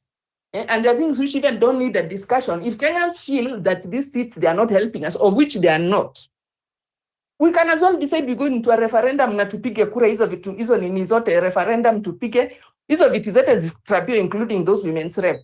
Watoke wote. We be left with few people whom we can work with. Na hata hao wakileta mchezo pia, we can as well do away with them. Yeah? Because what are we benefiting? There's nothing. For all these people who are representing us, they're just sitting. I mean, majority of them, hata our senators, what can they, we need a scorecard by the way of the performance of these people. All of them, watuambia ni kazi gani wanafanyanga ndio tunawalipa hii mshahara kubwa. Bure, we are not going to sacrifice our population to be able to pay salaries for 2,000 people. And then 55 million Kenyans are languishing. They can't go to school, they can't take their children to school, they can't even enter into university, and all this. We can't continue like that. So, kuna vitu zenye they are beyond discussion, by the way. As Nani said, Eric Omondi said today, I think it was on Spice FM, that is very right. This wage bill has been a problem, and it has been a sore to us as Kenyans. It's not tenable to have this as recurrent expenditure. We need to move that expenditure into something which is assisting all Kenyans. Not to say ati sasa niko na governor, na huyo governor hakuna kitu ananisaidia nayo, ni kuanza kupigania bursary. First of all, bursary should be completely scrapped. That money which is being used to bribe people so that you can vote for me, ama tunapeana bursary depending on how we know each other. There's no need for that. Let's take all that and we put it into we put it into capitation or we put it into paying fees for Kenyans. If that money, that bursary fund is put together, it can actually fund education very well. So Pipita, mambo ya kwenda kwa commissions of inquiries, sijui conclaves, that is not what we need. We need action, we need direction, and Gen Z is providing the direction. They know what we need in this country. These old tax, what they know ni kukula tu, including that Raila, who is busy telling people they go on nanini. And he knows he has his people who he wants to pay sitting allowances and other allowances. We are not going to be agreed to be misused, manze. How and why? We are not. If he wants his people, can he tell Ruto to get for them jobs? Because I know that's what he wants. Antaka hii kitu ikuje, wakule pesa, and at the end of the day, there is nothing they will have resolved. We are tired of this nonsense. And we just need, there are very basic things that we need, and those are the things that we need. Thank you very much. You are listening to Home Run with Pipi. Weekdays from 4 p.m. to 9 p.m. Ladies and gentlemen, you're listening to Home Run with Pipi. It's 10 minutes past 7 East African time. Of course, as I always say, Home Run with Pipi is supported by you, the listener. If you like what you're doing, you can go into that tip line 0721948229. Of course, this Saturday, Popale Vim Junior Ngata Rongai, right in Masai Lodge, we will be doing our 2-year anniversary of Home Run with Pipi. For the past 2 years, Home Run with Pipi has been live, and on this Saturday, we will be having a small get together. We eat lunch and have a small conversation between us in terms of digital, forcing change using online media. So if you are able to make it to Rongai, kindly, the ticket is 1,000 shillings. It gets redeemed for 500 bob rustic voucher, and then of course kwa wale ambao wako mbali na wamekuwa mashabiki wetu sugu, you can also support us. We have just sold 6 tickets. 6. We always say, oh, we have very many listeners. So yeah, we have just sold 6. So kama uko mbali, thank you so much Japonji for supporting. Kama uko mbali na unataka pia wewe kukua part of us, you can also buy a ticket, and then on Thursday, kwa wale ambao hawatakuwa wamepata tikiti, we will be distributing it to them so that waweze kuja kuwa represent siku hiyo ya Jumamosi. Yote 9:10 ni kwamba siku ya leo Home Run Pipi is all about social conversation, and we are here today just to talk more on various issues.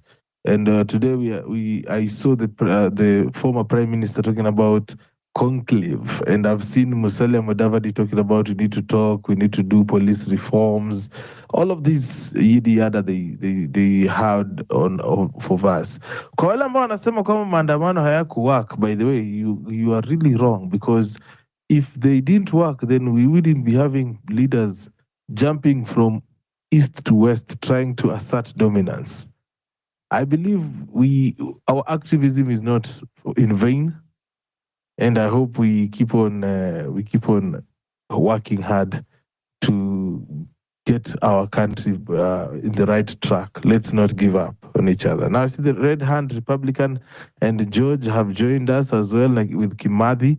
I'll let them speak to us, but first, George, anaona mino mkono juu. So Red Hand Republican, I think we'll just have to listen to George for a minute, then come to you. George. Thank you so much, Peter. How are you? I am well. Habari ya leo? Niko mzima. I've been missing in action for a while. Bana. But you're well? I'm well. Thank you so much for the opportunity, Peter. I've listened to Malia, and I'd really love to agree with what she was saying. That I think as citizens of Kenya, we have to have some irreducible minimums. You know, like we have to have a limit as to how much we can take in terms of what our leaders are doing to us. You know, we've had this narrative for a long time as Kenyans, whereby every time you have a new president, we shift to the narrative that, oh, Heri Kenyatta, Heri Moi, Heri Kibaki, Uhuru, whom we wanted to send home right now, tuko zile za Heri Uhuru. So what does this mean? What does this nini, like, what do you get from that? What you get from that is, it's either we don't know what like we don't really look into the leaders we are electing. Every time the bar we set keeps going down, because there's no way that each and every time, with all the civic education we get during campaigns, with all the knowledge we have, we keep choosing people who will never get to deliver for us. And that means that the things we entertain so much, and we don't have to entertain it anymore, Pipita. I think I've said here a couple of times, I think it's high time that integrity becomes something that we hold so dearly, that once you as a leader, you've been found in something, you've messed up in terms of integrity, like you should not even be an option at all. And by saying that, I mean that someone like Gachagua right now should not be even our favorite at all. Someone like Matiang'i should not be our favorite at all. Unaona? If he once failed somewhere hapo nyuma kwa dini yake, like he shouldn't even be in our options at all. We are supposed to write him off kabisa. That's when tutaanza kuona change with people who come in. But if we keep on choosing the same old people who failed us one time at now they came back to us, very charismatic, very looking very clean all of a sudden. I mean, we are going to fail again, and we will fail terribly. If you were to ask me now, if you were to choose Gachagua as the better option for Ruto, then you're in for problems, very, very big problems. The other day I was telling someone, like, at a certain point as a country, we achieved free primary education. Uhuru came and really subsidized high school education. Then what did Ruto do? He took us steps behind. Like, we've had reforms. We've had electoral reforms. And now look at the people who are chosen as commissioner. Someone who came and said publicly that they can rig elections for Ruto. We have her as a commissioner today. I mean, it's like all the reforms we've been doing, we are taking it, we are burning it all down. So I think we have to have irreducible minimums. Alafu, there's one thing that's creeping in right now. Force that the government is using the state operatives in Maskari and stuff. These are things that used to exist kitambo. And it's creeping in pole, and it's something that we should not really entertain. And I'd love to agree with you, Pipita. What we did the other day has not yielded anything. I think the maandamano zimesaidia to a certain degree. And often I usually tell people, change is not a sexy affair. It's a hard thing, and it takes time as well. And there's usually a price to pay during that transition. Like, especially when it involves government, like there's a lot of force that is used, lives are lost, and Kenya is not the only state you may encounter here. And as much as we don't want to lose lives, like, it's part of the process, sadly, Pipita, sadly, because they will also not let us just take over evil. They will always want to resist it. So I think it's something that will occur pole, and I think this is just maybe the beginning. It's part of the process, and I believe we'll get there. So I think most importantly, maybe nazataka tu kusisitiza, like, we should have a reducible minimum. Like, what do we want from our leaders? Yeah, when now we are going to approach the next election, because now tukifika next year, like, elections zitakuwa zimeanza properly. We will have like almost 2 years to that, and itafika tu haraka. Sahi tunaona iko mbali, but soon it will be there. Now we should be asking ourselves, like, what do we want? What are we going to change? We as the people who elect these people, what are our expectations? Yeah, what are the things that you're going to do different? Hey, and I think that's what I wanted to pass across. Thank you. All right. Thank you, George. It's good to have you back here also on the show. I see the guy like Red Hand Republican. Talk to us. Yes, good evening, Peter. Good evening to you. Talk to us. Well, yes, I as usual, I spend around 2 hours in your space before I raise my hand to be speaker, so that I can be able to listen to people's views and just get a taste of where we are as a country and the group think, whether there's group think or not, and whether we are moving forward. Now, on this, to start with, on the part of do we need a conclave, I want to tell all our listeners here today, let me not say our, they're your listeners. Let me say to all your listeners today and to all the speakers that when Raila Odinga is asking for a conclave, he's not asking us. It's not us he's asking. He's asking other political leaders. Why? Because you can only ask somebody who brings people with them. You cannot ask 50 million people, do we need a conclave? Because you saw how long it took to do the census, right? People had to go to every home, even if 1 million people came out and said, yes, we need a conclave, there will be 1 million people in Mombasa saying no. And there will be another 1 million in Northeastern saying yes. And there will be another 1 million somewhere else saying no. So we should all know that it is not us who are being asked, and it is our fault. It is our fault. Because it has been 1 year, 1.5 years since the Occupy Parliament movement. 1.5. In those 1.5 years, we've claimed to be leaderless and partyless. However, our leaderless and partyless movement started as Gachagua was still deputy president. The guy has left the government, formed his own party, registered members, and has candidates. Matiang'i has quit his job in that 1.5 years. Flown to the country, gotten people, and gotten leaders that he can put in different positions. Raila Odinga has joined the government and formed a broad-based government and even gotten ministers. Uhuru Kenyatta and his Jubilee, led by his shadow leader, Jeremiah Kioni, is still moving around talking. So it is not us who are being asked. Right? So whether we come to a consensus today that we don't need a conclave, our views here, whatever we say here, will not get to Raila Odinga, and it will not get to William Ruto. And to know that for sure, you can look at when the Occupy Parliament movement was happening. There were over, I don't know, every hour there was a space. Somebody has this space, the other person has this space, the other person has this space. You cannot be in two spaces at once. So whatever we say here, there's another space, people are saying something else. There's another space, others are saying something else. Right? So we need also to know that we have to be strategic. If we want to be listened to, we need to be at the table.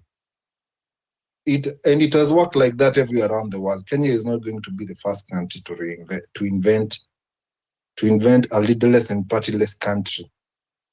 There is no country like that exists. It's a representative democracy. Let me also say, we talk about Europe a lot. We talk about why isn't our democracy working like Europe? When we are the ones who wait for political leaders to form parties. For example, what was UDA before 2021? What was it? What was UDA? Who even knew what UDA is? These leaders, they come, they form a party, and we all march. Tumeenda UDA. Gachagua opens DCP, half of Mount Kenya is marching. In Europe, it is the people who form the parties and now go looking for a leader to represent them. In Kenya, it is the leaders who form parties and then look for people to join them. This is why our democracy is still stunted. Right? In places like the UK, for example, for Britain, how many prime ministers have resigned? Do people think this prime minister resigned because they feared for their life. They didn't resign because they feared for their life. It is because the owners of the party, who are the people, told them, you can no longer be our leader. For example, look at Brexit. For those who are following politics when Brexit was happening, and the Prime Minister was David Cameron, the guy failed in his mandate to make sure that Britain remains in the European Union. And what happened? The owners of the Conservative Party, who are the UK people, told him, my friend, you have failed us. Resign. And the guy resigned the day after Brexit was passed. So here in Kenya, it could be, a representative democracy would be such that there are around over 100 UDA MPs as we speak. These UDA MPs come from from half of the constituencies in this country. If you're a resident of Roysambu and a voter of Roysambu, and your MP is UDA, right? If it was actually a representative democracy, you could come together as UDA members from Roysambu and say that our MP must resign. It's not that you're saying we are leaving UDA. I'm not a member of UDA, by the way. I'm just giving an example. As the members of UDA in Roysambu, we are saying that our MP must resign. Otherwise, we are all leaving UDA. That is how a representative democracy works. In places like the UK and the US, that happens. Places like the United States, you have the Republican Party and you have the Democratic Party. Over the years, people who read history, they can find out that in the early 1900s, the Democratic Party was against women voting. It was against slavery ending. But did people leave the Democratic Party and form Democratic Asili? No. They said that we no longer want these democratic leaders as our leaders. They kept the Democratic Party, but kicked out the leaders of the Democratic Party and had their own leaders. And those leaders that they chose were able to join the movement of making sure women vote and making sure that slavery is abolished. That is how a representative democracy works. Thirdly, and second lastly, we are talking about Maraga. For me, I'm a supporter of Maraga. I want Maraga to be president. But I don't want Maraga to just be the president. I want him to form government. There's a difference between being a president and forming government. If you want Maraga to be, like if you've been, those who've been following Kimuzi, they can see the discussion that has been happening today.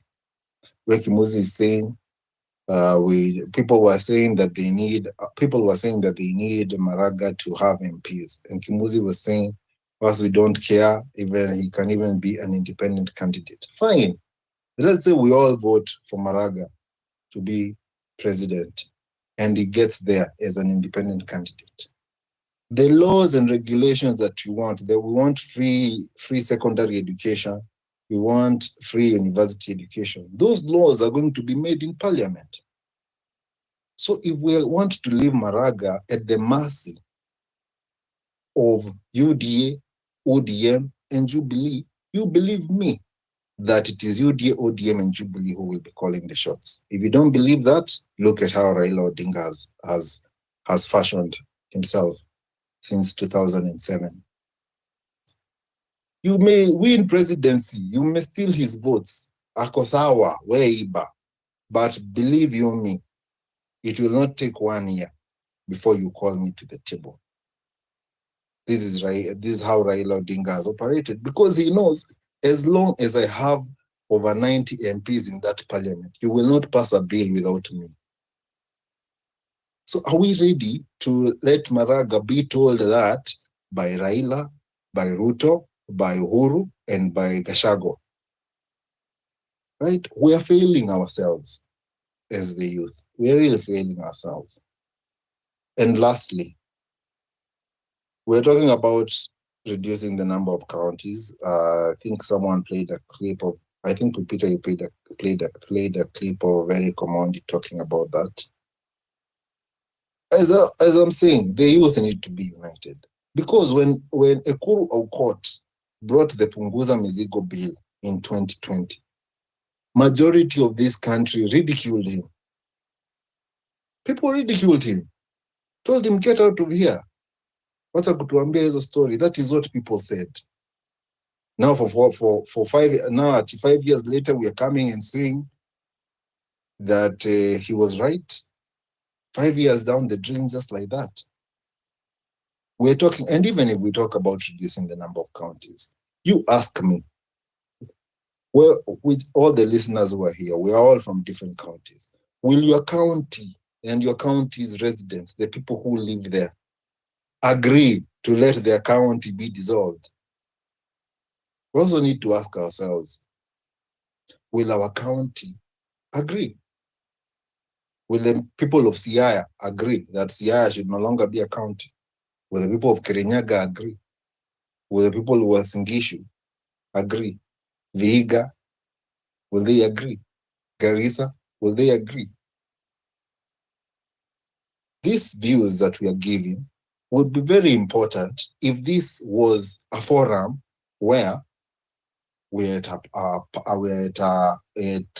party that we formed has rented Kasarani for 2 weeks. And now we're all coming there every day to give our views, so that the people there, the panel, are listening to our views. When Malia says these counties need to be reduced, the leader writes down. One person has said these counties need to be reduced. When, I forget his name, I think he's left the speaker panel. When he says that there needs to be free education, that leader writes down. The members have said they want free education. When someone says we want William Ruto, we want the Inspector General of Police to resign, and we want the police to be truly independent, someone writes down, the members have said we want, so that when these guys come up and say we want a conclave, and as we say we don't want a conclave, our leader writes down, or our leaders, because there are many, we want over 100 MPs, we want over 40 governors, we want over 40 senators, women reps, and so on. All of them can write down, we don't want this conclave. But right now, we may all come here and say we don't want a conclave. And tomorrow, you will see a conclave. Because our views are not being listened to. They're not being addressed. So tafadhalini, let us now evolve. Let's just evolve. It is no use to be on social media every day talking about things, and then tomorrow we are repeating them. 1 year later, we're still repeating them. And we all see that we're not being listened to. It's very disheartening. I know all of us feel very disheartened when we're telling Ruto things. We assume we're telling Ruto things, but who here is reporting to Ruto that hawa vijana wamesema hivi? No one. Even Peter, the host, who has the most members here, the most followers, he has a podcast on YouTube. Even he is not reporting to Ruto. He's not reporting to Raila. So we must know that we must have a party, not necessarily a leader, but a party, so that we can know that at the end of the day, when 2027 comes, we will have MPs from our party, we'll have MCAs from our party, and in that parliament, our voices will be heard. With that, I pass on the mic. Thank you. Kimathi. This is Home Run with Pipi. Vipi mheshimiwa? Poa sana, ukoaje? Niko safi. Nyinyi mnaendeleaje? Niko fresh kabisa. Talk to us. Mimi naweza ambia kwanza nawapenda wote. Hiyo ndio kitu kwanza muhimu. Na kitu kingine naweza sema hapa nimeona, does Kenya need a conclave for unity? Okay, conclave ni nini? Conclave nimeangalia, niko na conclave, it's a secret meeting. and kila siku hapa kwa space watu wana hold secret meeting. So hiyo hesabu ya sijui nini toa, ya hiyo conclave sijui nini, hiyo haiko kwa hesabu juu kila siku hapa watu wanapambana na serikali. Hiyo ndio conclave kila mtu amekuwa akihold hapa kwa hii spaces. Hata hii yenye sasa una hold, it's a conclave. Okay, haya, alafu tujue Kenya. Unajua tunang'ang'ania hii nchi Kenya ndio, lakini tunasahau tuko kwa spiritual warfare. First of all, tukijua Kenya ni nini. Kenya, ukiandika Kenya in Hebrew utajua ni nini Kenya, alafu utaona kwa nini wanaing'ang'ania hivyo na kwa nini damu inang'ang'aniwa hivyo. Kitu muhimu, tunafaa come together in a collective security, tukuwe organized and centralized. Chusai, hizo ni majina tu tunazisikiza. Before tulikuwa tunacheza rege, sasa tunataka kucheza raga. Nimesikia mtu anataka maraga. Ni sawa, kila mtu ako na opinion yake na kila mtu anaona mtu. Mimi kama mimi naweza simama niko na confidence nasema naweza kuwa president. Kwa nini niangalie kushoto kulia nikitafuta mtu mwingine? Naweza jipigia kura mimi mwenyewe. Na mtu mwenye ataamini kunipigia kura ni sawa. Mbona wewe kama youth man usimame tu useme mimi najiamini, naweza okolea hii nchi, badala kuangalia huku kule na nini?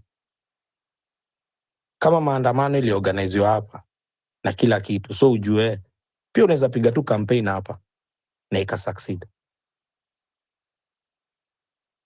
Na ukiangalia 48 laws of power, sacrifice have to be done.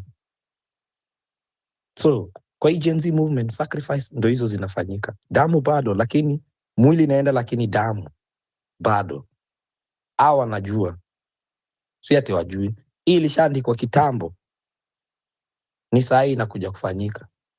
Si tuendelee kushika Mwenyezi Mungu, na kitu muhimu ni tutafute venye sisi wote tutakuja pamoja. Na the rightful anointed leader atakuja, si elected or selected. Ni sisi tujue tunataka nini, na kama sisi wote tunataka good leadership na good governance among sisi, Peter, unaweza kuwa president if you have that confidence. Remember, if you don't have no confidence, you are twice defeated in the race of life. So kama unaangalia mtu mwingine aweze kuja kukurepresent, badala wewe uone mimi naweza represent watu, ujue you are a failure and you are worse than an idiot. Kama unaweza, kwa hii situation tuko sahi, any person, any youth that akona confidence na anajua ni nini anataka na anajua ni wapi Kenya anataka kuelekeza, atakuwa president. Na wanajua ni sisi tu hatujui, juu tumechanganikiwa, tunagombana, tunabishana, tunaangalia iko hivi, iko vile, iko hivi. No, deal with the present situation right now. Usiangalie hivi, angalia presence. Sasa kwa hii presence we in a war. So kukua kwa presence. Usiangalie kwingine ati wanafanya hivi. Maintain your focus. Follow one course until successful. What do you want is good governance. And who's going to give you that good governance other than you? If you know what good governance is. So usiangalie kwingine, jiaminie. Amka asubuhi, shukuru Mwenyezi Mungu. Acha kuangalia sijui simu ama nini. Shukuru Mwenyezi Mungu. Anza kujiaminia. Sema unaweza. Ukumbuke words are energy. In the beginning there was word and the word was with God. So kama unasema uwezi, wewe kwa maisha hutawahi weza. Sasa ndio the high time kila mtu aanze kusimama ajiamini anaweza.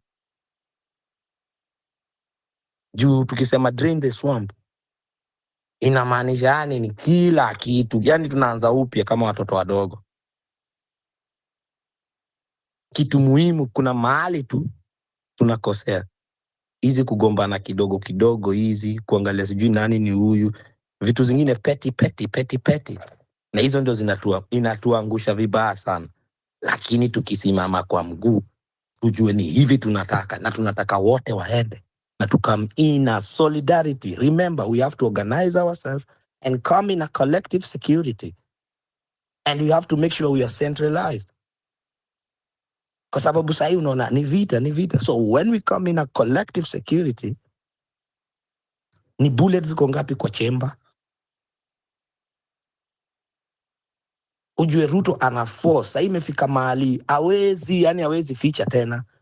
Alisema mwenyewe piga hao risasi. Ni venye tu alitaka kuipimpa akasema piga hao risasi ya mguu. Lakini ni piga hao risasi. Toa hiyo mguu.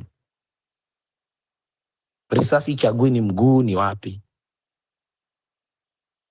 So tujue ni nini tunataka na ni wapi tunataka kuelekea. Tuache kuangalia watu wengine. Jiangalie wewe. Wake up kila siku ukiwa na confidence. Ukisema mimi naweza. Remember affirmation. Ukijiaminia.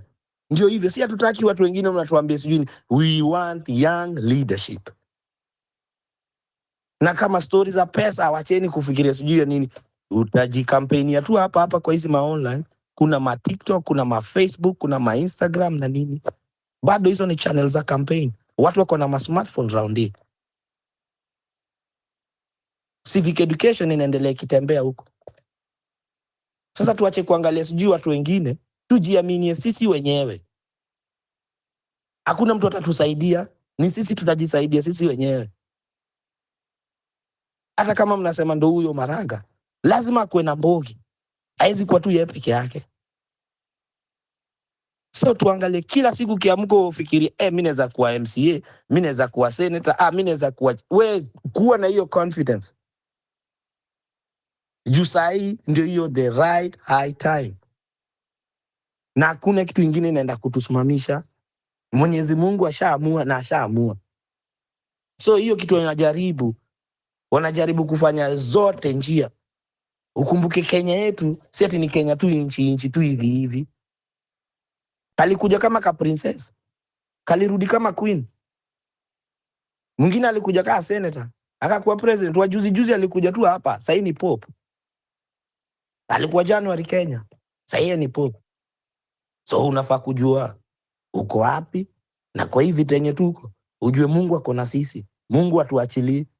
Na hiyo damu zote zimemwagika. Asijaenda ubwete ama nini. Na kilio wa mama ndio imeanza. So stand firm on your feet na mjue tuko kwa war. Mjue tuko kwa war. Niliwaambia from day one na bado nitawamalizia. Ni vita tuko ndani na mkuwe prepared.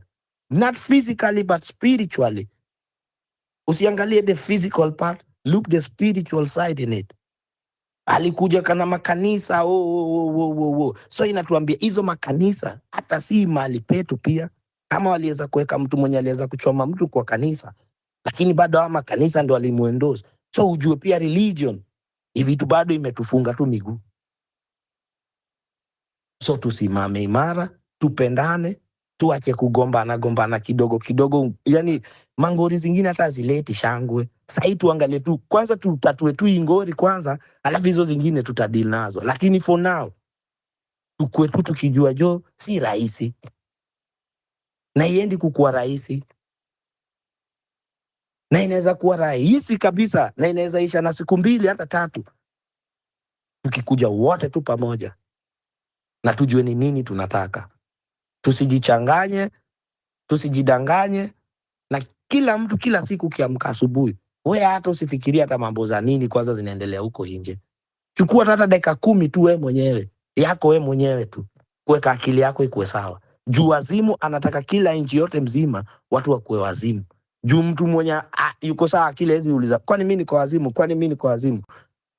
Mnaweza ona mko na rais lakini kumbe mnaongea na kitu ni kamkebe tu fulani. Juu hata ukimuuliza ulisema nini, anaweza kuwa amesahau.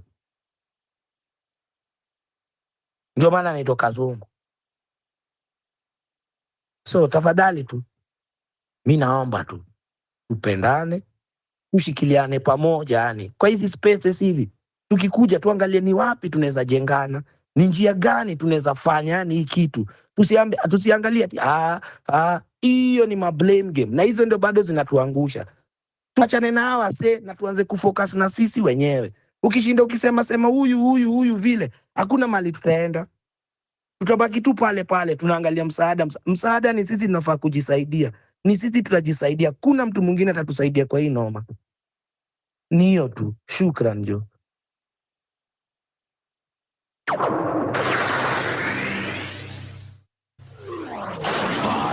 four, three, two, zero. Welcome. Home Run with Pippi. Yes, 7:45 p.m. East African time. We're approaching our final hour of the show tonight. I hope you're doing amazing wherever you're listening in from. I see a lot of posters here zenye kina Steve ameweka zenye zinaonyesha sign of defiance. Of course, we are saying every form of digital ile inaitwa kusema nini hiyo kizungu inanipotea kabisa, but I will, what I'm trying to say is every form of activism is acceptable, okay? Na ni kwa sababu hiyo ningesema asanteni sana kwa kila mtu ambaye ametune in kwenye kipindi kwamba Home Run PP is a social conversation platforms, and we happen here each and every weekday from 4 p.m. all the way to 9 East African time, and for that we have been doing that for the past 2 years. And this weekend, I want to do a meet and greet for the listeners of Home Run PP. So if you're in Nairobi or around Nairobi, we will be having our meetup at Ongata Rongai's Rustic Heaven. They have a very nice outdoor space, and of course, bonfire for those who want to stay till late. And of course, they have very nice food. The drinks pale hivi kama ni mtu ama milkshake, smoothies are amazing. So I hope to see you there on Saturday. For those who are not able to be there on Saturday, you can also adapt a ticket. And on Thursday and Friday, we will be giving them out to listeners who would want to be there but cannot afford it. Yote 9:10 ni kwamba, ladies and gentlemen, the ticket goes for 1,000 shillings, but 500 bob is redeemable at the venue. So unaweza kula pale hivi, unaweza itisha chips, unaweza itisha juice na maji, ama unaweza itisha pale hivi kinywaji kama unataka kunywa kinywaji yako pale, kama unataka kunywa na smoothie. Yes, it is redeemable right there at Rustic Heaven. So basically event unalipa 500 tunakula na wewe. Asante sana. Now, you can holler at me anytime, 0721948229 to book your space. We have currently sold 6 tickets. Okay? So 44 to go. Na bado siku ni deadline yetu ni Wednesday, so we are supposed to submit a tentative list of people who will be attending by then. So kama wewe ni mtu ambaye uko pale diaspora, you can adapt 2 tickets ama 3, 1,000 each. Alafu ikifika Thursday, we are going to select people here, do a trivia and give them a chance to attend that particular event. Naona Olwande herself, the legend, ako hapa. I hope I'm gonna see you on Saturday, Olwande. Hi, Pipita. Yes, I'm hoping so. You will see me on Saturday. I'm hoping so.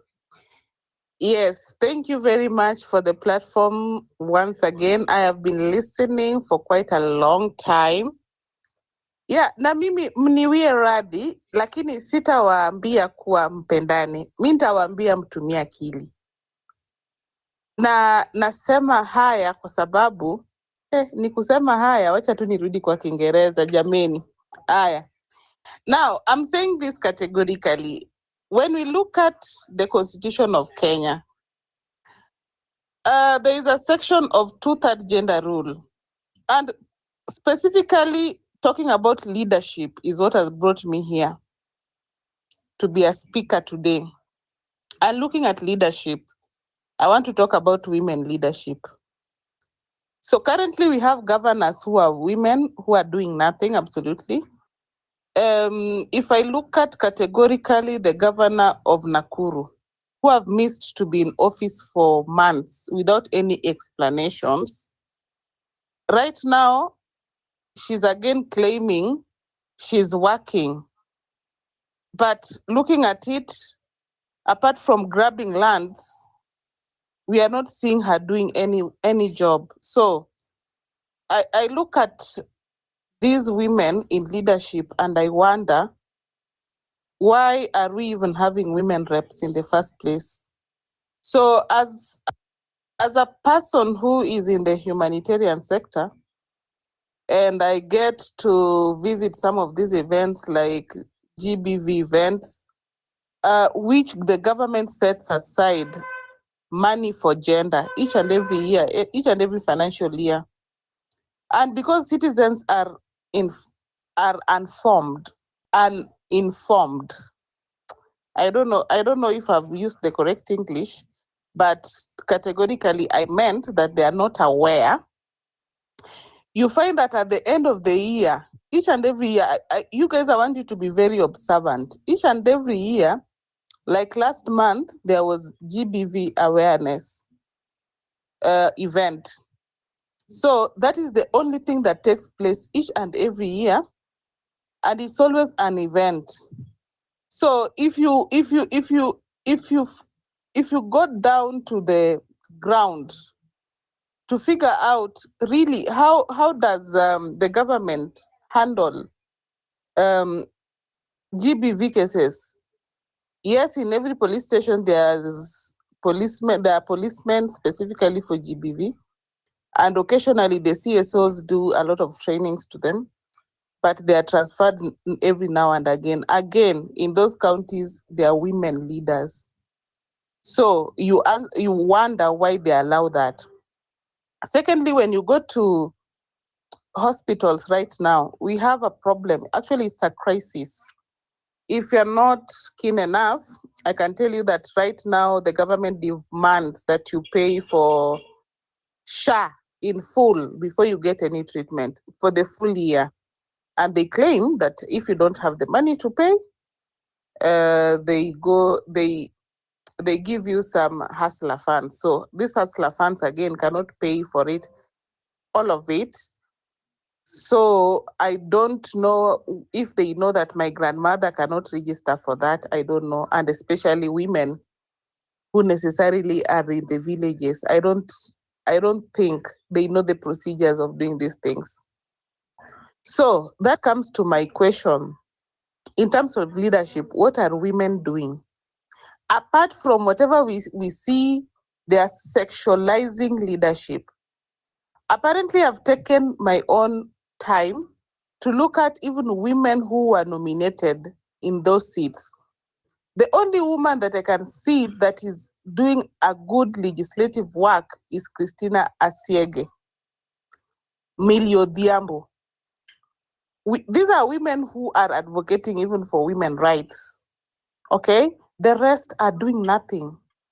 I want you to go and just Google, check it out, because this is analysis I did myself.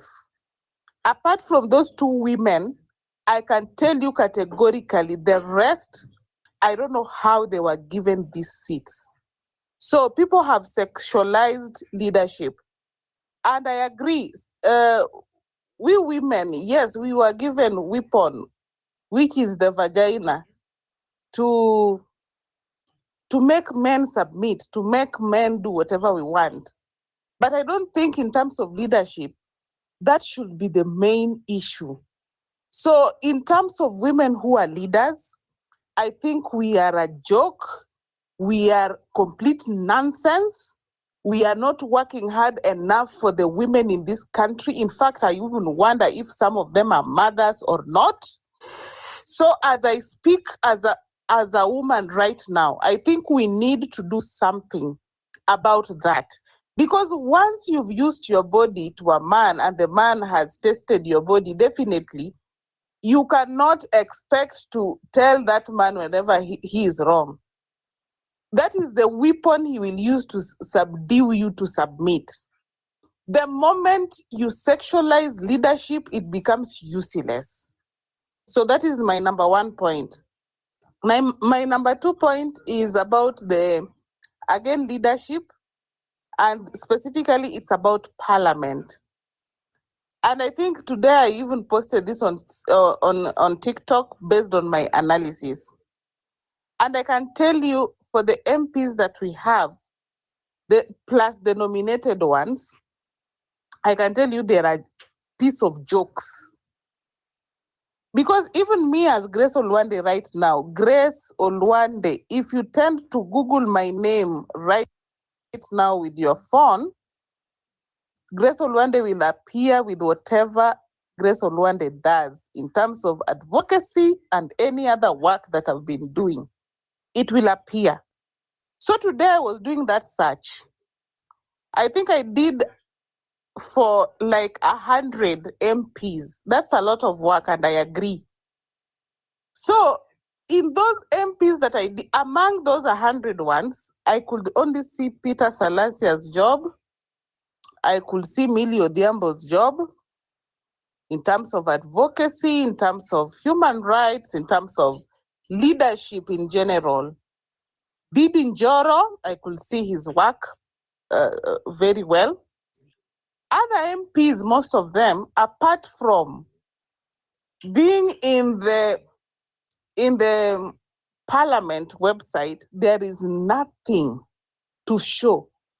In terms of LinkedIn profile, there is nothing to show about them. These are people who even never speak in parliament. So on that note, I call upon every Kenyan, please Google your MP in whatever constituency you are in and look at your MP if your MP is working or not. And if your MP is working, please, X is not working per se. Please exercise Article 145 of the Constitution of Kenya, which is to recall those MPs. They have no business sitting in those offices if they cannot work. Lastly, my point on the Constitution. I think analyzing this Constitution very well, I think there are some amendments and important amendments. And these amendments, I agree that even the MPs will not agree to do them. So that is where the role of citizens comes in.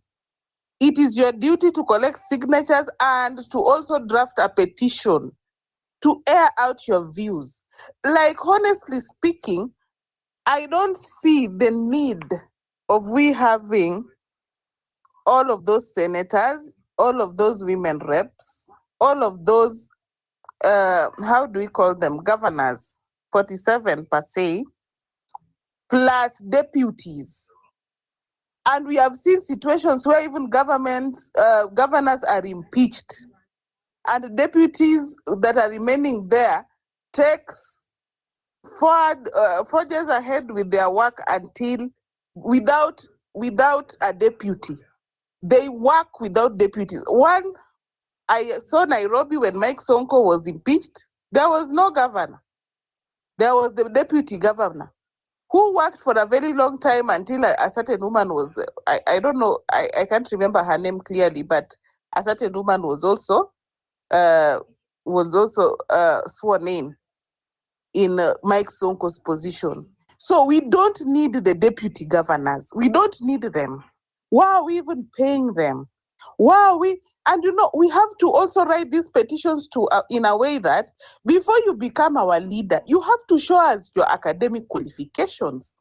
We have MCAs who cannot even express themselves in English for 2 minutes. I am telling you, I have visited those assemblies and it is pathetic. An MCA cannot speak for 2 minutes in English. An MCA wants to refer books that he read in high school when defending his agenda, like the books like An Enemy of the People. These are people who are not reading.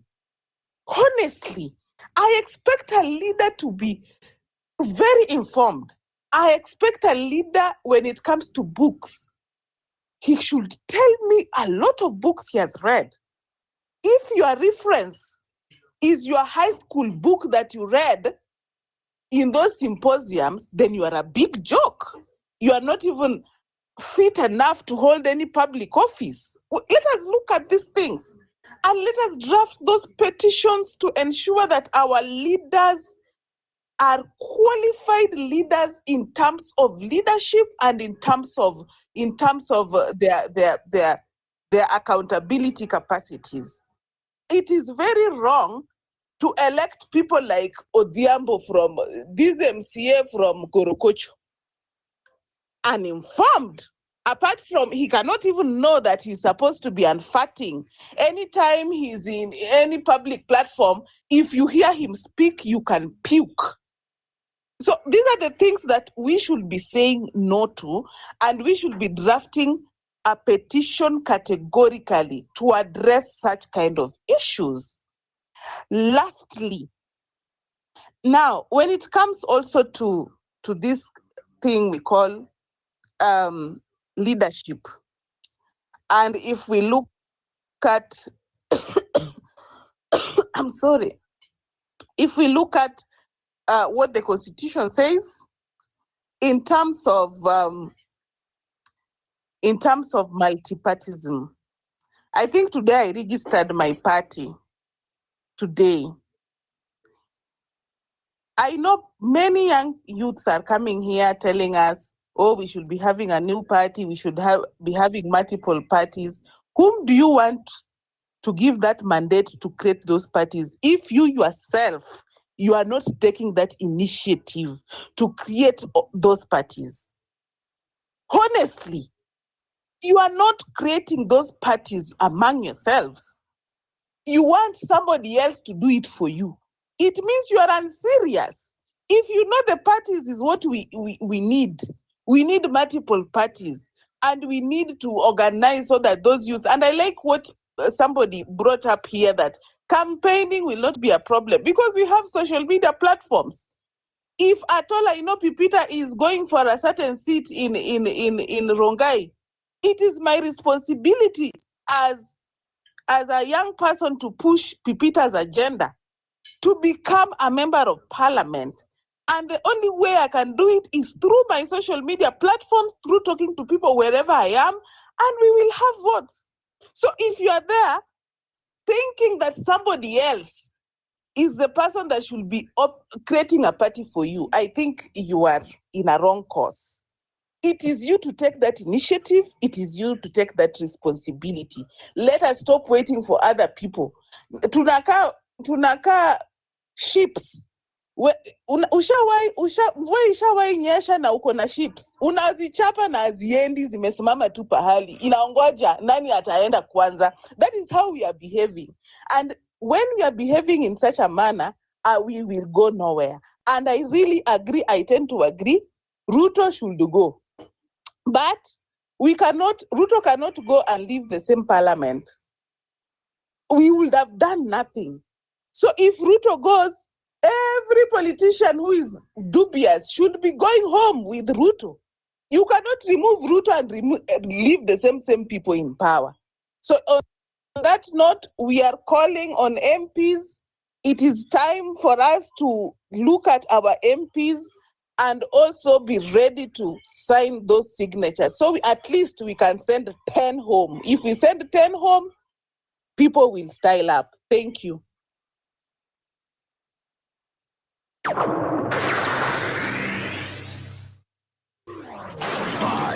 4, 3, 2, 0. Welcome, Home Run with Pippi. You're listening to Home Run with Pipi, ladies and gentlemen. Thank you so much for tuning in here. And of course, kama kawaida, Home Run with Pipi comes to you each and every weekday from 4 p.m. all the way to 9 p.m. East African. And you just clocked the final hour of the show, that is 8 p.m., where we get to find our final words and also get to finalize our submission as well. So thank you so much for being here with us. We have been live since 4 p.m. Namuona pale hivi Paul Malea ako hapa na pia muona mahali anajaponji. So I'm going to go with Paul and then we will hear from Amalia and Japonji. Paul. Yeah, hello PP, how you doing? I'm doing well. I hope you are as well. Yeah. Hi to everyone as well. Yeah. I think my kind of key thing I wanted to say, mostly we echo what I think that gentleman called Key, something Key, I don't know, the gentleman who was speaking. So I think what he was saying is very important. I think, like, also what the lady said as well, we have to believe in ourselves. Like, I think there's a lot of noise, which at the moment, and even I think we're living also in a season whereby if you see like most of these guys, they already come out, they're already, like at the moment they start like doing roads, trying to build Nairobi, things like that. Like right now these guys are on campaign mode, so they've got their plans. And I believe, like, even if whatever plans they have, and then if you listen to some political influencers, how they kind of, in a sense, twist your minds, or kind of, like, dialogue in a way, there's certain kind of a tribal, or I don't know, all these kingpins and everything. I think you'll just know. I think you can pick, like, like, as they say, the chaff from the wheat or something like that. So the key thing is not even, I think, even, okay, having parties is good and everything, and you can form parties and everything, but I don't think we should be so worried about parties per se. This is my opinion. Because like, people can go independent. You can be united as long as like, as long as you've made, like, you've been in your area, you've done your due diligence, you've been speaking to people, you're getting your word out there, especially on the ground. Obviously we'll use the same thing. We'll still have to use social media and everything. And also, like, what I would like to say as a solution is basically, I think people should look at this. And also, I've been actually thinking about it as well. Like, whenever we have meetings, like, you can just have probably just 5 minutes of just, let's say, like, we can begin even in Nairobi County. We got how many, like, constituents and things like that. How many MPs, which area are you people coming from? Are you willing to put your name up? So that kind of sense thing. Like, just they get the ball rolling. And then also, I think, because I'm in different platforms, I go to different platforms, so you can make whereby, I think, some information from different platforms, kind of, it's, people can go somewhere and get that information, whereby people will know exactly what's happening out there. So the initial thing, I think, right now, because you can tell, even, like, I've been watching Maraga has been going to different places and stuff like that. So there's a positive step. I think everything works for a season, and as the guy was saying, this is a spiritual battle. And I think, and at the end of the day, who wins. So no matter whatever is going on, I think we've already overcome. So it's just a matter of about going towards the steps and stuff like that. So it's very key that everyone believes themselves, everyone brings themselves up. I think, as also the lady is saying, don't wait for anyone to do anything. Yeah, believe in yourself. Sometimes people start second guessing themselves. Can I speak? Can I talk? So you just have to believe in yourself and just be confident. Yeah.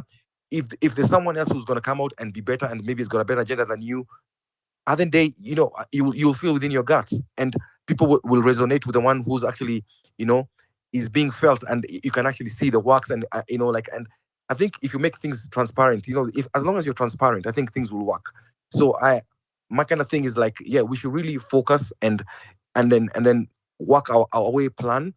But I think I can see things from a different level. I can just see things planning out and working out just very organically. So yeah, let's keep it up. Thank you. All right. Thank you, Paul Malaya, for that. Malia. Tumetoka from Malaya to Malia. Malia. Asante. I just want to follow up on what Olwande said. And I think also what Red Hand was saying about the issue of parties, political parties. Now, the problem of these political parties, they are like money minting operation. So if now I want to make money and I see that I've gotten a bit of popularity, the next thing for me is to start a political party. So as soon as I start the political party, watu wakikosa ticket on the other main parties, they come to my party and buy a ticket. And this is also another issue, because a lot of people who can be good leaders sometimes don't have the money to pay for those, because it's in the hundreds of thousands. Sometimes it may be even maybe quite a high amount. So and then others like ODM, where I used to be, they give direct nomination. They just treat you that you're going for primaries, but there's nothing like that. The ticket has already been given, so it doesn't even matter whether you as members who you're going to choose. So long as Baba has decided this is the person, inaenda hivyo. We want to move away from that. We want free, fair, and credible primaries. So this is why I'm supporting Olwande's idea that the Gen Zs need to have their own parties, because these parties which are here,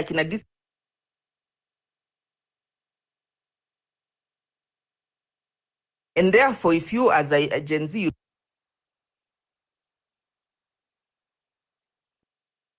run with those tickets.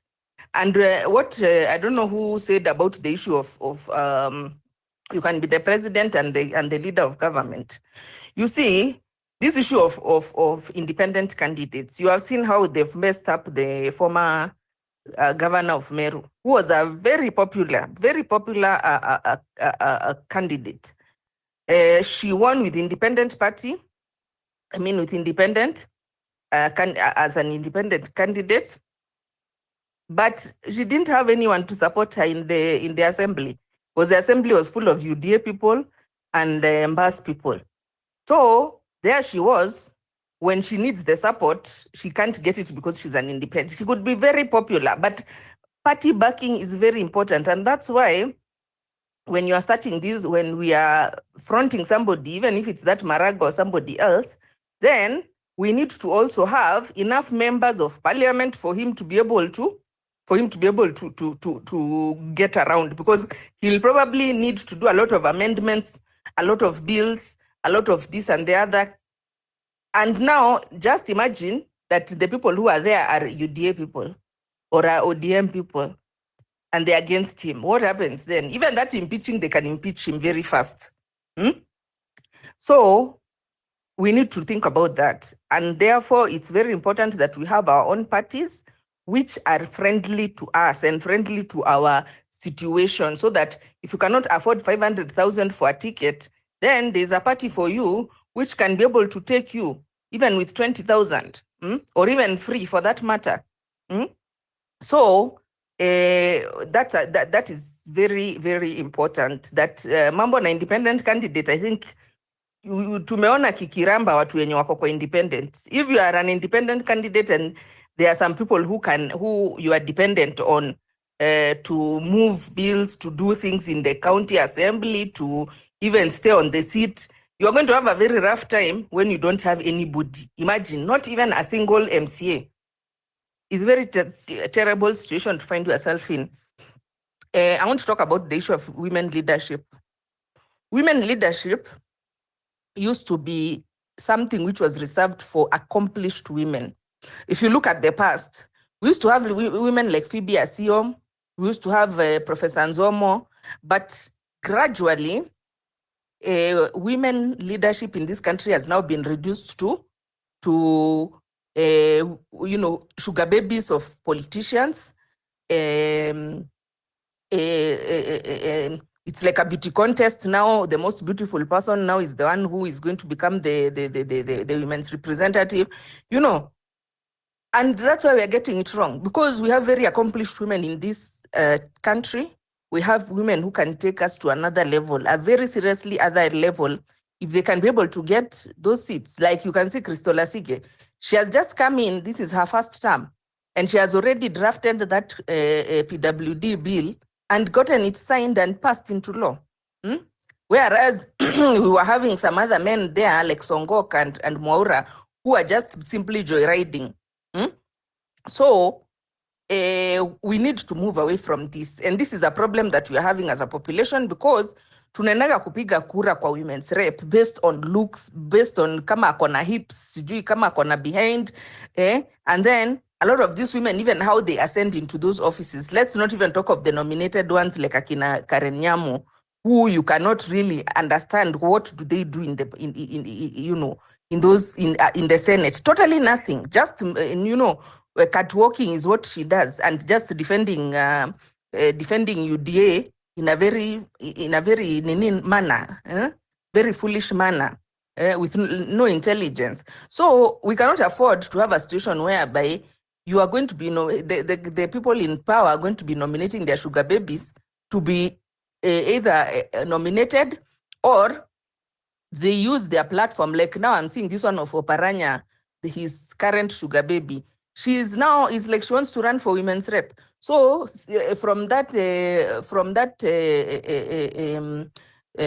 visibility she has gotten for being his sugar whatever, and a kind of a socialite. So she now wants to use that to be able to come in as a women's rep. And you'll find Kenyans voting for her very well, without even knowing whatever she's coming with to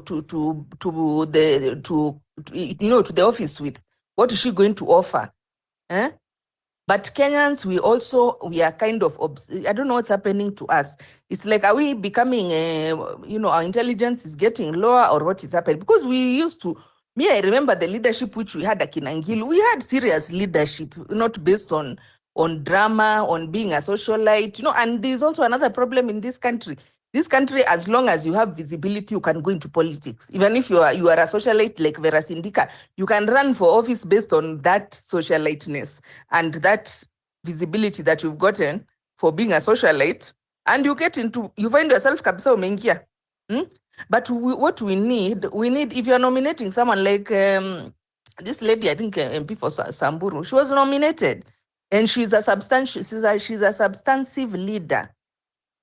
She's offering something. You can see what she's, she was an anchor, and she was, she's a very intelligent person, and therefore after nomination, she could now go because also those nominations, they are not there as a permanent seat. Ati sasa utakuwa tu nominatiwa. You're supposed to be nominated, then using that seat or that opportunity, you then go into elective politics and leave somebody else to be nominated who needs that kind of affirmative action. Not ati sasa uko hapo permanent and pensionable kwa nomination like Karenyamu, unanominatiwa this election period, then another one, then because you are the sugar baby of somebody, and also we need to come out very well and decide the caliber of the leaders that we want. We've been seeing this issue of degrees being scrapped for requirement, as a requirement for leadership being scrapped. But I'm asking, what is, you cannot have a job which does not have a job description and some certain minimum requirement. So if you are somebody who is supposed to be debating on the floor of the county assembly or parliament or wherever, you should be someone who should be able to express yourself. So if you are somebody who you cannot even read swearing in ya Kiswahili, are you really, but Kenyans, how they vote, it's those ones of, this person, he's appealing to me, he's popular, and that's why Olwande is talking about the MCA for Korogocho.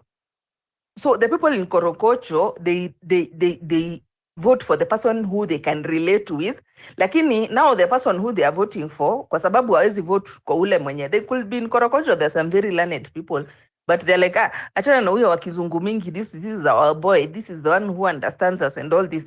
We have to strike a balance. Fine, maybe people in Korogocho are not very highly educated, but can we have a balance so that you don't have an MCA who he can't really, okay, fine, he'll be in touch with you as his constituents. Yani mumekam up nyinyi wote coach and you've been there together in all this, but akifika kwa floor, he cannot really be able to do much for you. Ama akikuwa MP, he cannot be able to do much in the sense of representing you, representing your needs, being an active member, bringing bills to the floor which can assist you, So that is another quagmire and a conundrum that we have, because our voting, sometimes it's good to take personal responsibility.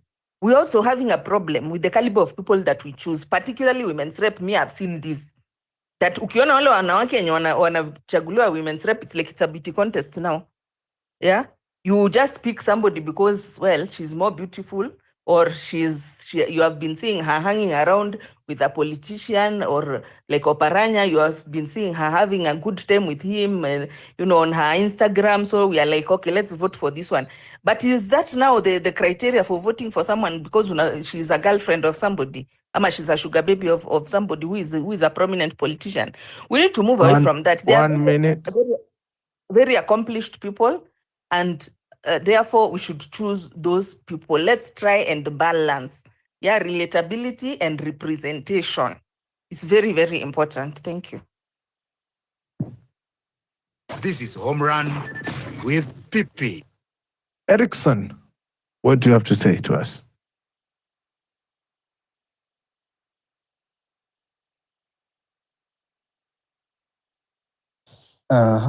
Okay, thank you so much, Pipita. Thank you so much to the other speakers who have come and they are sharing all their opinions on this matter.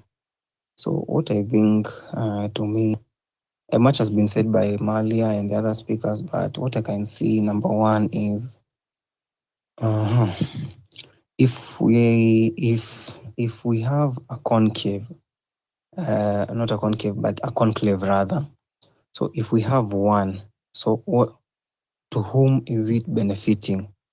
You see, that's my take. So to whom is it benefiting? Is it benefiting the youth of Kenya? Is it benefiting the politicians, or is it benefiting the president of Kenya, William Ruto? So for me, I've just joined right now, so I've been trying to follow on the matter that has been on the table right now, but I'll pitch in more as we continue with the space. Thank you, Pipita. All right. Twende kwa Michael. Michael, what do you have to say to us?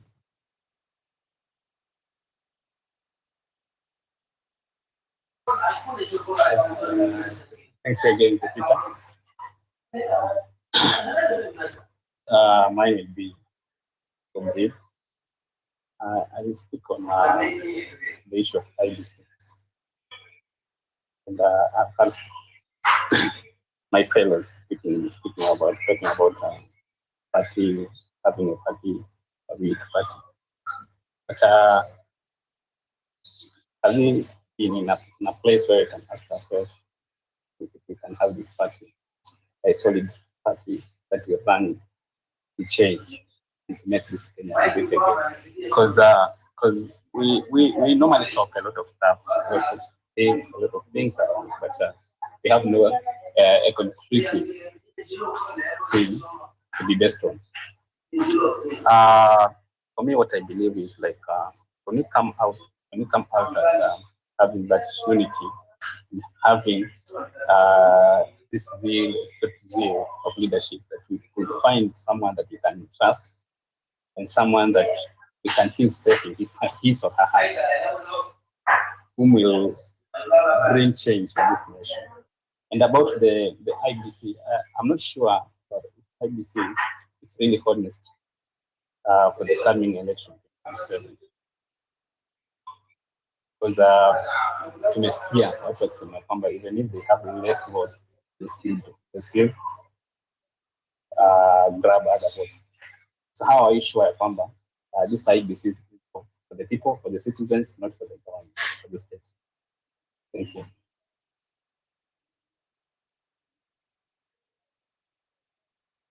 Okay, thank you.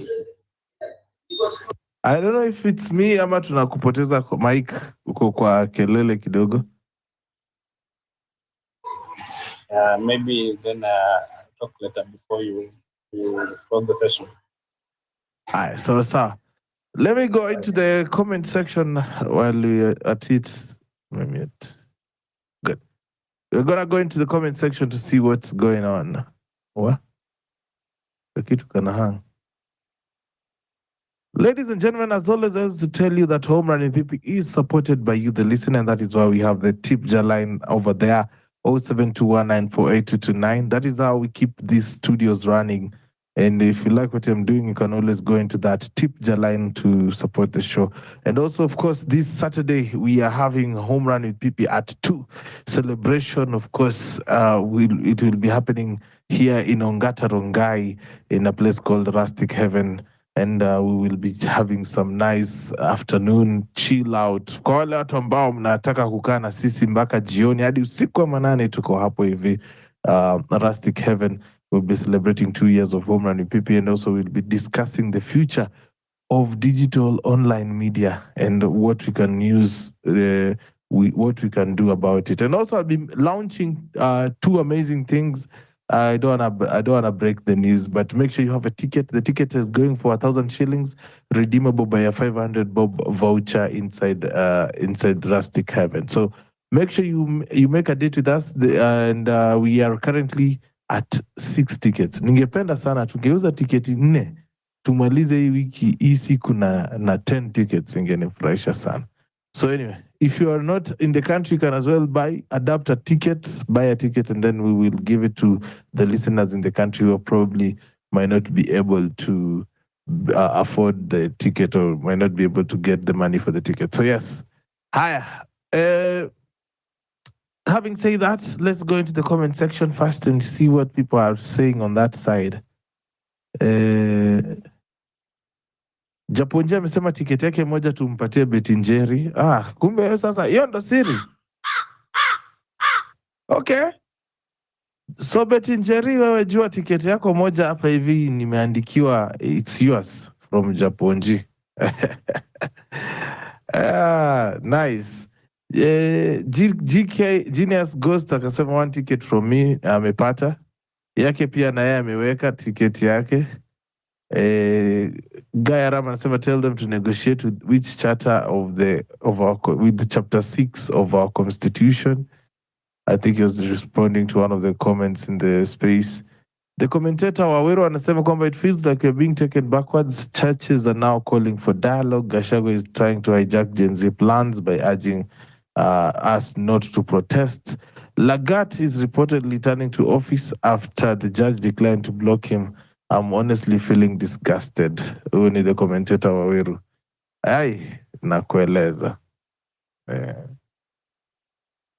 Kenya ni kukurukakara anasema kwamba we gotta present what we want as Kenyans. No more manifestos and fake promises. It's our duty now to present what we want to our preferred candidate. That is Kenya ni kukurukakara.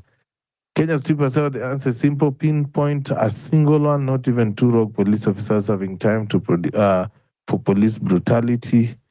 As a result of dialogues, if you get one, we need the conclave. Numerous dialogues have been there, zero justice served, zero. Ebu cheki ametuachilia hapo hivi cabinet secretary for youth pale Botswana alizaliwa 1998. Proper Gen Z beauty. Do you believe there are qualified Gen Zs for these jobs? Yeah, of course. Why not? Haya. Sniffer, achana ni wadla wa kufollow ni follow nonsense.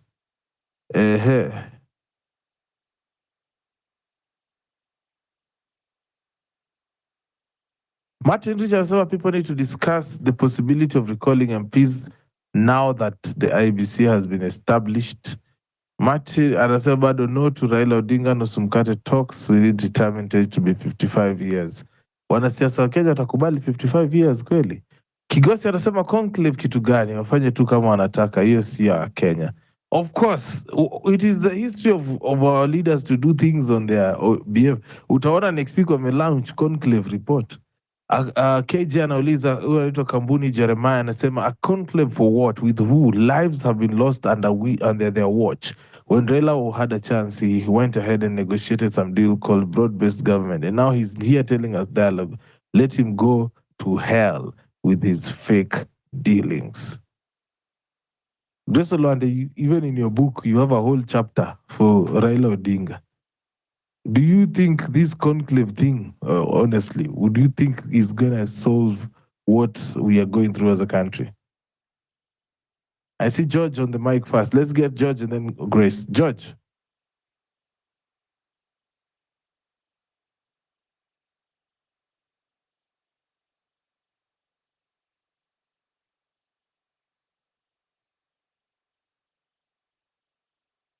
George, are you there? I'm there, Pipita. How are you? I am well. Talk to me. I'm well. I think actually me, I just had a question to Olwande. I was trying to join in and I was having network issues. Olwande, there was something you were speaking about, that you attend certain forums and you listen to how our leaders converse and even how they defend some of the things in those settings, and we are just frustrated. And I think I've been contemplating on something, and I've just been wondering, we have a very big population, some of it literate, there's a portion that is illiterate, there's a portion that maybe suffer from ignorance. And I've just been wondering, now when you're doing civic education, when now we want everyone on board in matters politics and governance, how do we go about it, considering that even the reasoning capacity for people in this country is very different? You know, you come to these places, you hear people talking. I mean, there's sobriety. Yeah, you go to the villages, ama you go to different places, ama sometimes you even sit in the matatu, you hear people talking. You're just like, wow, is this the trajectory we should be going? You know, and sometimes it's disappointing to be in some spaces. Sometimes you feel hope when you're in other spaces. So I was asking, like, now how can we like have everyone in one box so that we can be in like one journey? The reason I'm asking this, like, now when we address this issue, everyone has their own way. Everyone has their own solution. You know, some people could term it as spiritual. You know, and now from a spiritual perspective, how do we shape the conversation to be like positive? Because now when you talk about spirituality, we have spiritual leaders who are now we feel like maybe the exploiting their positions to oppress people. You know, they're not speaking against the government anymore. You know, they speak to support the government, and and as a country, we have a lot of people who maybe go to the churches, some of these places of worship. Now, how do we, like, how do you address this? Like, considering each and every person has their own solution, people have different reasoning capacities. You know, we have a population that's literate, we have a population that is illiterate. And, you know, these same leaders, when you know, maybe to us, we feel like maybe they're not matching up to the potential we want. To some people, like, they seem as bright. You know, when they go to the village and give those quotes from high school, people will find them to be like very, very intelligent people, you know. So, like, how do we address that gap, yani? Unaona? I think it's something I just wanted to ask Olwande Pipita. Thank you. Olwande, the legend herself, 8. Pipita, thank you. Thank you so much. I'm going to answer your question first, Pipita. I think my book I was very clear, and in my book I was specifically stating. Pipita Simskia Olwande, can you hear her? Yes, I can hear her. So I think we went on a recycle. I don't know if the other speakers can hear Olwande. Paul, Malia, Red Hand. Okay. Yeah, they can. Yeah, sure. So George, recycle. In my book specifically, my book is just my biography. What I was seeing, the book that I released this year, probably months ago, 2-3 months ago. So specifically, I was talking about 2007 politics. And in the book, I narrated why I was a child, but I was supporting a candidate. But in the book, you could see that I was supporting a candidate based on what I was hearing my aunties, my uncles saying about that particular leader. So I think in the book, I was just trying to highlight the aspect of tribalism and the effects of tribalism, how people were choosing leaders in terms of tribe rather than whatever the cause. And also, okay, in the book, I also narrated that Raila Odinga was somebody who was known to defend human rights, according to whatever I saw between Banana and Chungwa and how Chungwa won. Basically, it was just how the events took place and how also in 2002, though I did not know politics, but I remember like the songs like Who Can Buogo Me by Gidi Gidi Maji Maji. I think I didn't narrate 2002 because I was too young to see whatever was happening. But again, in terms of your question, I think people should just choose leaders based on what they can do for Kenyans. I think in the same book also I highlighted politics in 2013, where again there was theme of change because my perspective about politics had changed, and at that time I knew that people should be voting in in accordance to whatever somebody has done. And if I even highlighted how Luo leaders specifically would idolize Raila Odinga to get into power, which to me, I don't see if it's necessary. So it's just upon us to change our way of thinking. And by the way, if you can't get that book, please get it. I uploaded it on Amazon. I don't know, I've never checked if it's there still or not, but the book is called Lethal Survivor. You can go and check it out and maybe see my views on how I think in terms of political issues. But again, all of us, we have to change our perspective in terms of tribalism, which is the main disease in this country. And political class has really known how to manipulate people in terms of tribalism. And if you see these things, even in terms of education, I tend always to believe it was a manipulation, because to be sincere, you can live without education.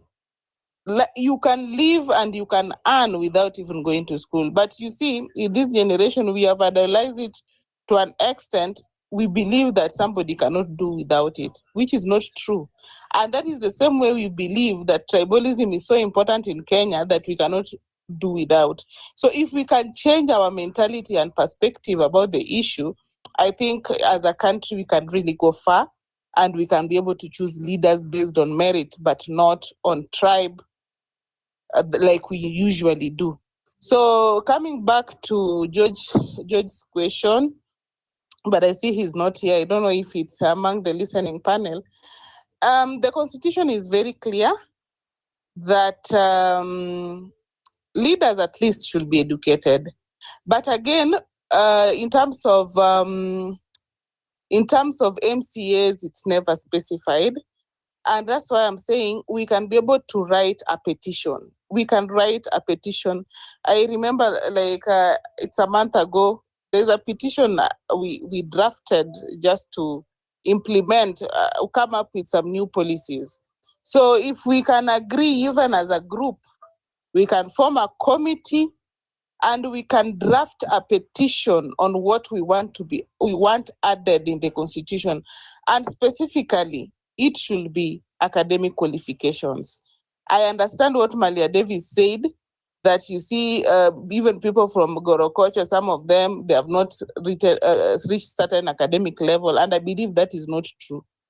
Right now in Kenya, there are so many people who are educated, who are empowered, who are supposed to be having these positions. And the reason is simple. You see, have you ever worked with people who have not gone to school? Personally, I've ever gotten myself into that situation where you are the highest person, maybe with a certain quality or qualification in terms of education. And you'll find that working with those people normally is very difficult.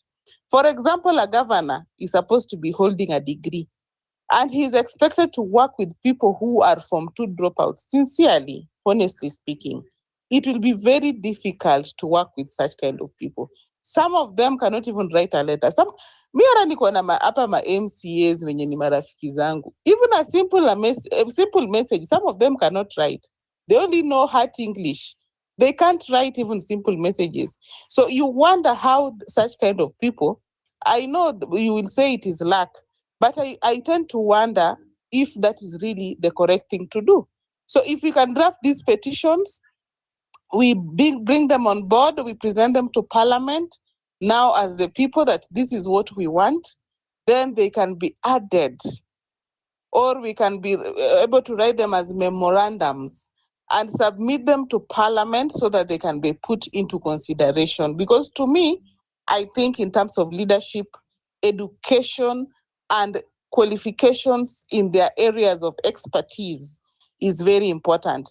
Because if you can have people like Esther Passaris, who can categorically say that what is costing this country at this moment is overpopulation. And we know very well that is not true. That is somebody who lacks capacity and ability on issues to do with governance. If somebody can claim that population of 50 million with the kind of resources we have is the main issue why resources are not distributed equally to each and every individual. We know very well that's a lie. And if that comes from a leader, it just tells you the gap, the kind of gap leaders have. And in terms of even communication, in terms of research, I don't think people like Esther Passaris even read books.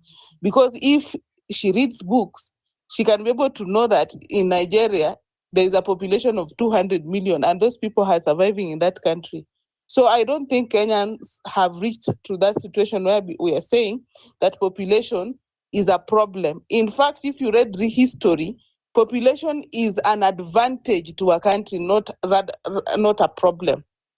In countries like China, they have thrived because of their population, and they are everywhere because they can be able to contribute and bring back their country into a position.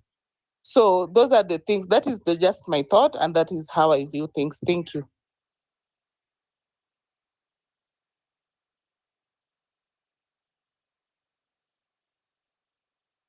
Okay, thank you, Grace, for that. I see George is here. I don't know if George has been answered, but if George has been answered, I want to go to Steve Amenya. Thank you, Pipita, and thank you for everyone who's taken time to contribute. Pipita, regarding your initiative, your 2-year anniversary, I'm gonna send something towards that. There are probably 2 tickets or so, just to support. I won't be able to make it myself, but that's just to contribute to the show. And thanks for the good work you're doing, giving us space, a civic space where we can do, we can educate each other, help each other, shape ideas that can help take our country forward.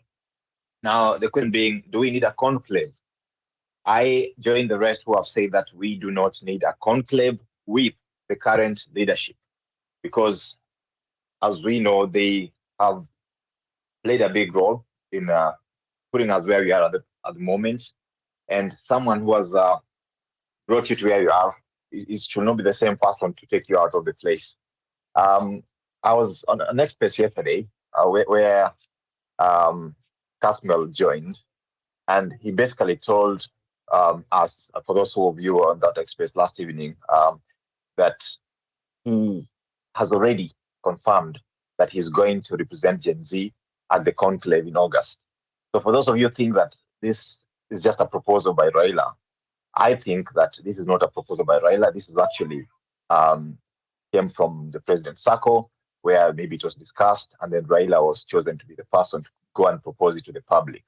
So I think it's a way they're trying to manage the anger among Kenyans, especially among the youth, by starting a dialogue, sort of a radical kind of dialogue that can drag on beginning this year, maybe into next year. And by so doing, they're thinking that could take the steam out of the protests and buy them time for them to prepare for 2027, which, of course, as you know, is a place where they think they have a big advantage, and they're likely to win. So that kind of dialogue is not something that we can put ourselves into. And I propose that we should be thinking of a parallel people's dialogue, where we can decide whether it's physical. If it's physical, if here it's going to be disrupted, we can have it on digital, but have it as broadly as we can. Bring people on board from the religious sector, from the academic sector, from private sector, civil society, representatives of the youth, even our reps from space. People have been hosting spaces like yourself, Pipita, and others, who have been hosting spaces, Afrocentric and others who have been doing this. They should be there as presenting the views, because you've listened to multiple people air their views. So we should do that. We should try to do that ahead of the one proposed, the conclave proposed by the government and Raila and his team. That way, one, we will have gotten the people's views to truly come out before they are taken through some laundry in that conclave that is coming, so that we sort of jump the gun before we are pushed. And if we put it out there that there's a people's process going on, and we have our own proposals that are maybe reusable of what the people expect, as well as has been said during tonight, expect from their leaders, expect from our country, expect the vision that the young people are trying to fight for towards a new Kenya. We really articulate it properly, and it comes out in these people's dialogue. Then whatever the government does with its own process, whatever it does after that, there'll be questions of its legitimacy, because it will be seen that the people have already spoken and spoken clearly.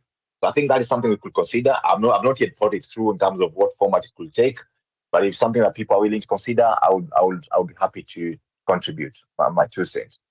The other thing that maybe has been pointed out by Red Hand, a very good contribution. I listened to what he said about the need for us to organize. And I've just sent out a tweet asking whether the fact that we have so far survived on the trichotomy of being tribeless, leaderless, and partyless, whether that might actually be risking us going into the space of being dogmatic.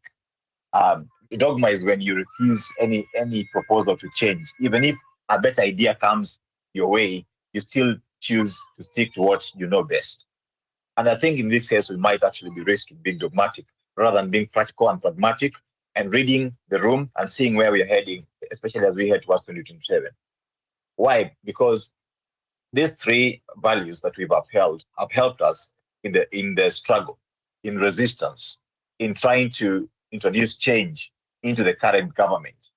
But as we've seen, this government is not capable of changing. It's not capable of change, not as currently constituted, not as led by Ruto. They have resisted change, both through the streets, both through our online channels of protest. And now it has come to a time where we're actually looking towards the next general election. And what are we looking at? We're looking at a point where we are trying to line up behind leaders. Some are saying Maraga should be the favorite candidate. Some are saying Umtata. We don't have a shortage of leaders who can take us in 2027. Now, as ably articulated by Red Hand, if we take a candidate like Maraga and maybe line behind him for 2027, and then we realize that now we have lots of other young people and other progressive Kenyans vying through different parties, even if we like it or not, they're likely to go into parliament voting along party lines. And these parties, as we know, the big parties in this country are owned by the same political class that you're trying to do away with. The big parties that are likely to get someone elected are owned by the parties that have got name recognition. So what's going to happen is that our young people, especially young people who don't have a lot of money, are not going to make it in getting big party tickets. So they're going to go with small parties. And these small parties don't have even name recognition, or maybe go as independents. And that will straight away disadvantage them from the start. So they'll be fighting an uphill task. But alternatively, look at it this way. What if we decide to channel our energies and build a party? Build a party that is backed by Gen Z. When we went out to the streets, people said, Tulisema tuko wengi. Now we change that to Sema tuko wengi. We have a party. It doesn't have to be registering from scratch. We can take an already registered party and rebrand it and make it a Gen Z party. But run it based on the values that we're trying to espouse, that we're trying to infuse into our nation. Accountability, transparency, good governance, meritocracy. That is very key. So that anybody who comes in with good ideas, then the good idea paves way for a better idea. Anybody who comes in and shows through meritocracy that they have got a clean track record, they show that they have done enough for the party, that they are willing, they've got a vision, they articulate their vision clearly, and they know where they want to go with whatever position they are seeking, then that person is given the ticket. And of course, has to go through an electoral process, a party primary process. So if we do that, then straight away, we are giving our candidates a leg up, because most of the Gen Zs are going to postulate towards a candidate from this party who has been vetted, who's got a clean track record. Also, this party is likely to have a big name recognition, and is going to compete with other big parties. And the other big thing is that it will cut out this thing of tribalism in parties. Now, where you find all these other major parties, or Minyoro is saying, Mimi, niko na 5 million people from Central Kenya. But who says that he has 5 million people? Because he's making an assumption that every person who comes from Central Kenya, or is a Kikuyu, or one of those tribes from Central Kenya, is going to vote for or Munyoro because they come from that tribe. But if we form a Gen Z party that is tribalized, that cuts across all these tribes, tutakuwa tumekata watu wote miguu. Now they will have to come to the table waseme, what do you guys want to do? Defend kazi na nyinyi. Then you can have discussions thereafter. But for now, I think forming a party is something we should start seriously thinking about. I challenge everybody that let's not be dogmatic. Let's not have things cast in stone. As long as we sit down and discuss it and we agree that it's a good idea, I think it's something we should seriously consider because it will set us up nicely towards the electoral cycle. And by so doing, we will actually set ourselves to be taken very seriously in the political arena because right now, you see all these politicians, including the president, are infantilizing us. They are saying, our total. But once we have a party and we are speaking at the same wavelength, then people sit up and take us seriously. And then we'll actually be positioning ourselves ably to be able to take power. Thank you. I yield for now. Thank you. Thank you, Bwana Steve, for that submission. Namwona Bwana Paul ameinua mkono juu. I'll hear Paul, then Odugma. But I see you're also running out of time here. Paul. Yeah, I just had, I think, 2 points to mention in regards to I think it's very important we stay focused, and I think because we're still having we're still having conversation. The fact that we're here and we're speaking, that means we already have a conversation. So this conversation that people are saying that these guys have introduced. So whenever never go with an enemy your enemy's tactics. Your enemy, is there to distract you, to make you lose focus. And we should be taking these things like a big news. As much as you understand it, and you obviously know what your enemy is planning, and you see what the kind of information is coming out, but we should not get distracted by all that, because this conversation we've been having, they know the conversation which is at hand. They know what needs to be done. So this is a matter of just a strategy to delay and to kind of get guys, and for them to legitimize certain things. But if you stay unbothered, it's like your enemy is trying to speak to you, is trying to provoke you, and you just stand there and look at him. So we don't even need to answer back, because they always, like, these guys love you to counter them or everything, because we're already having conversation. So what conversation are we talking about? So that's one thing. Second thing, this whole thing of movement is about a mindset, right? We don't have to start thinking the same way these guys have been thinking. Yeah, this is just my take. We don't need to thinking, these guys have got the parties, I don't know which parties. Kenyans have already changed their mind. They've already moved on from that issue. So we should kind of channel, it's almost like channeling a positive energy. Whenever you channel a positive energy and then you're still going back and second guessing yourself and going back to the negative, you're kind of getting yourself confused. So we have to just believe and have faith that we've already changed the mindset. So we don't need to worry about, like, everything is happening organically, like Maraga going to different places. There's a spirit which is working right now that is beyond, like strategy and all those things are important. And I think, to me, I see they're working out, they're working by themselves. And that's the best thing. It's something which is organic. It's not about, like, someone has to be, even Maraga, the way he's going, yes, is as the face at the moment. And always we got, like I would say, we're spoiled for choice. We got also Omtata. But these things are organic. They'll converge in the end, and people will decide, not them. It's the people who will decide, okay, fine. We think this time, maybe Maraga, you be the president, Omtata, you be the vice president, or whichever way the people will feel. And I think that comes naturally. We don't have to kind of, like, and that's the best way, because the more you start planning, so much advance, these guys know your moves. They can start, like, let's just think this happening. It's almost like it's catching like a surprise, and that's the best. I think that's the best way. So we need to change. Let's change our mindset from the old things about, these guys have got party. No one's gonna go there. And it's not about just Gen Z, it's about Kenyans who want to change. Let's just start speaking. Obviously, we know Gen Z started everything, right? But we have to, Kenya involves a lot of people. Yeah, we got our fathers, we got our brothers, we got our uncles. And if you're making a change, and we want to be the change, let's include people. Let's talk about the change the Kenya that we want, the change that Kenya wants right now. So that way no one feels excluded. Obviously, we take heart, and we know, obviously, who started this movement, who said no. So that doesn't need to be spoken. The mindset is already changed, and Kenya is moving forward. So let's not Like, let's just keep that mindset and know exactly where we're heading. Thank you. Thank you, Brother Paul Odugma. Good evening, guys. Mine will take like a minute or two. I've heard the previous speakers. My point one, there is no conclave that will even deliver anything to Kenya currently. These are just the old tactics, just as been indicated. You know, Raila just changing the same thing, dialogue, left, right, CG, coalition government, broad-based government, is just the same thing given different names. So there's nothing. Actually, there's nothing these people are ready to offer on the table. My advice going forward is that we need to, in the other discussions, we need to have to strategize, get the ID, those who don't have ID, let people get votes when voters card when the right time comes. That is the power.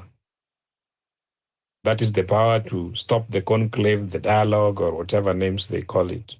But looking at things, if we just talk and we don't act, then we are like wasting time. Thank you. Thank you so much for that, Odugma. I want to hear final words also from our other speakers, starting with Mr. George here. George.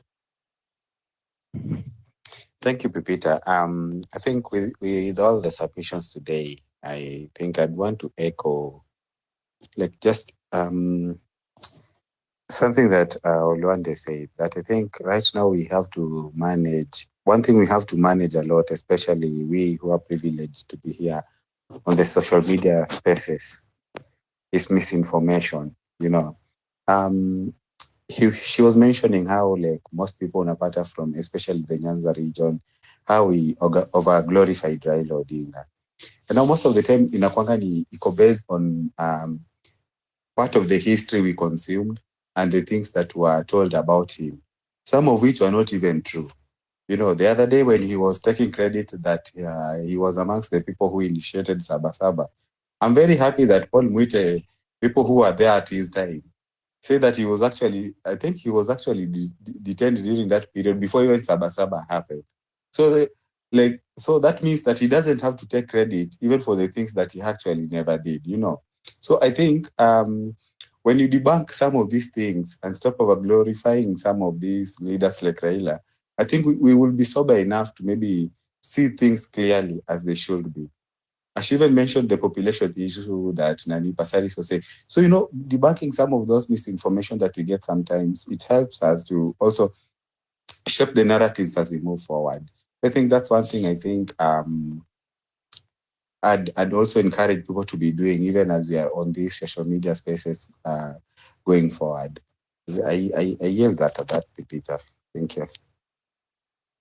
Okay, thank you for that. Red Hand Republican.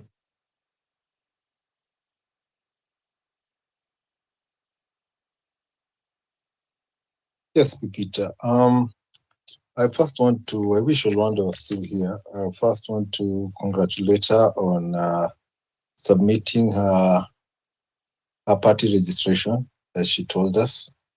That is a step forward, as I see it. I would rather, as much as I am for one party, I would also welcome 30 parties, as long as each party has members who speak for the people, so that we can have a situation where after elections, the way presidents like, or the executive likes buying parliament, they don't find a single party that they can buy.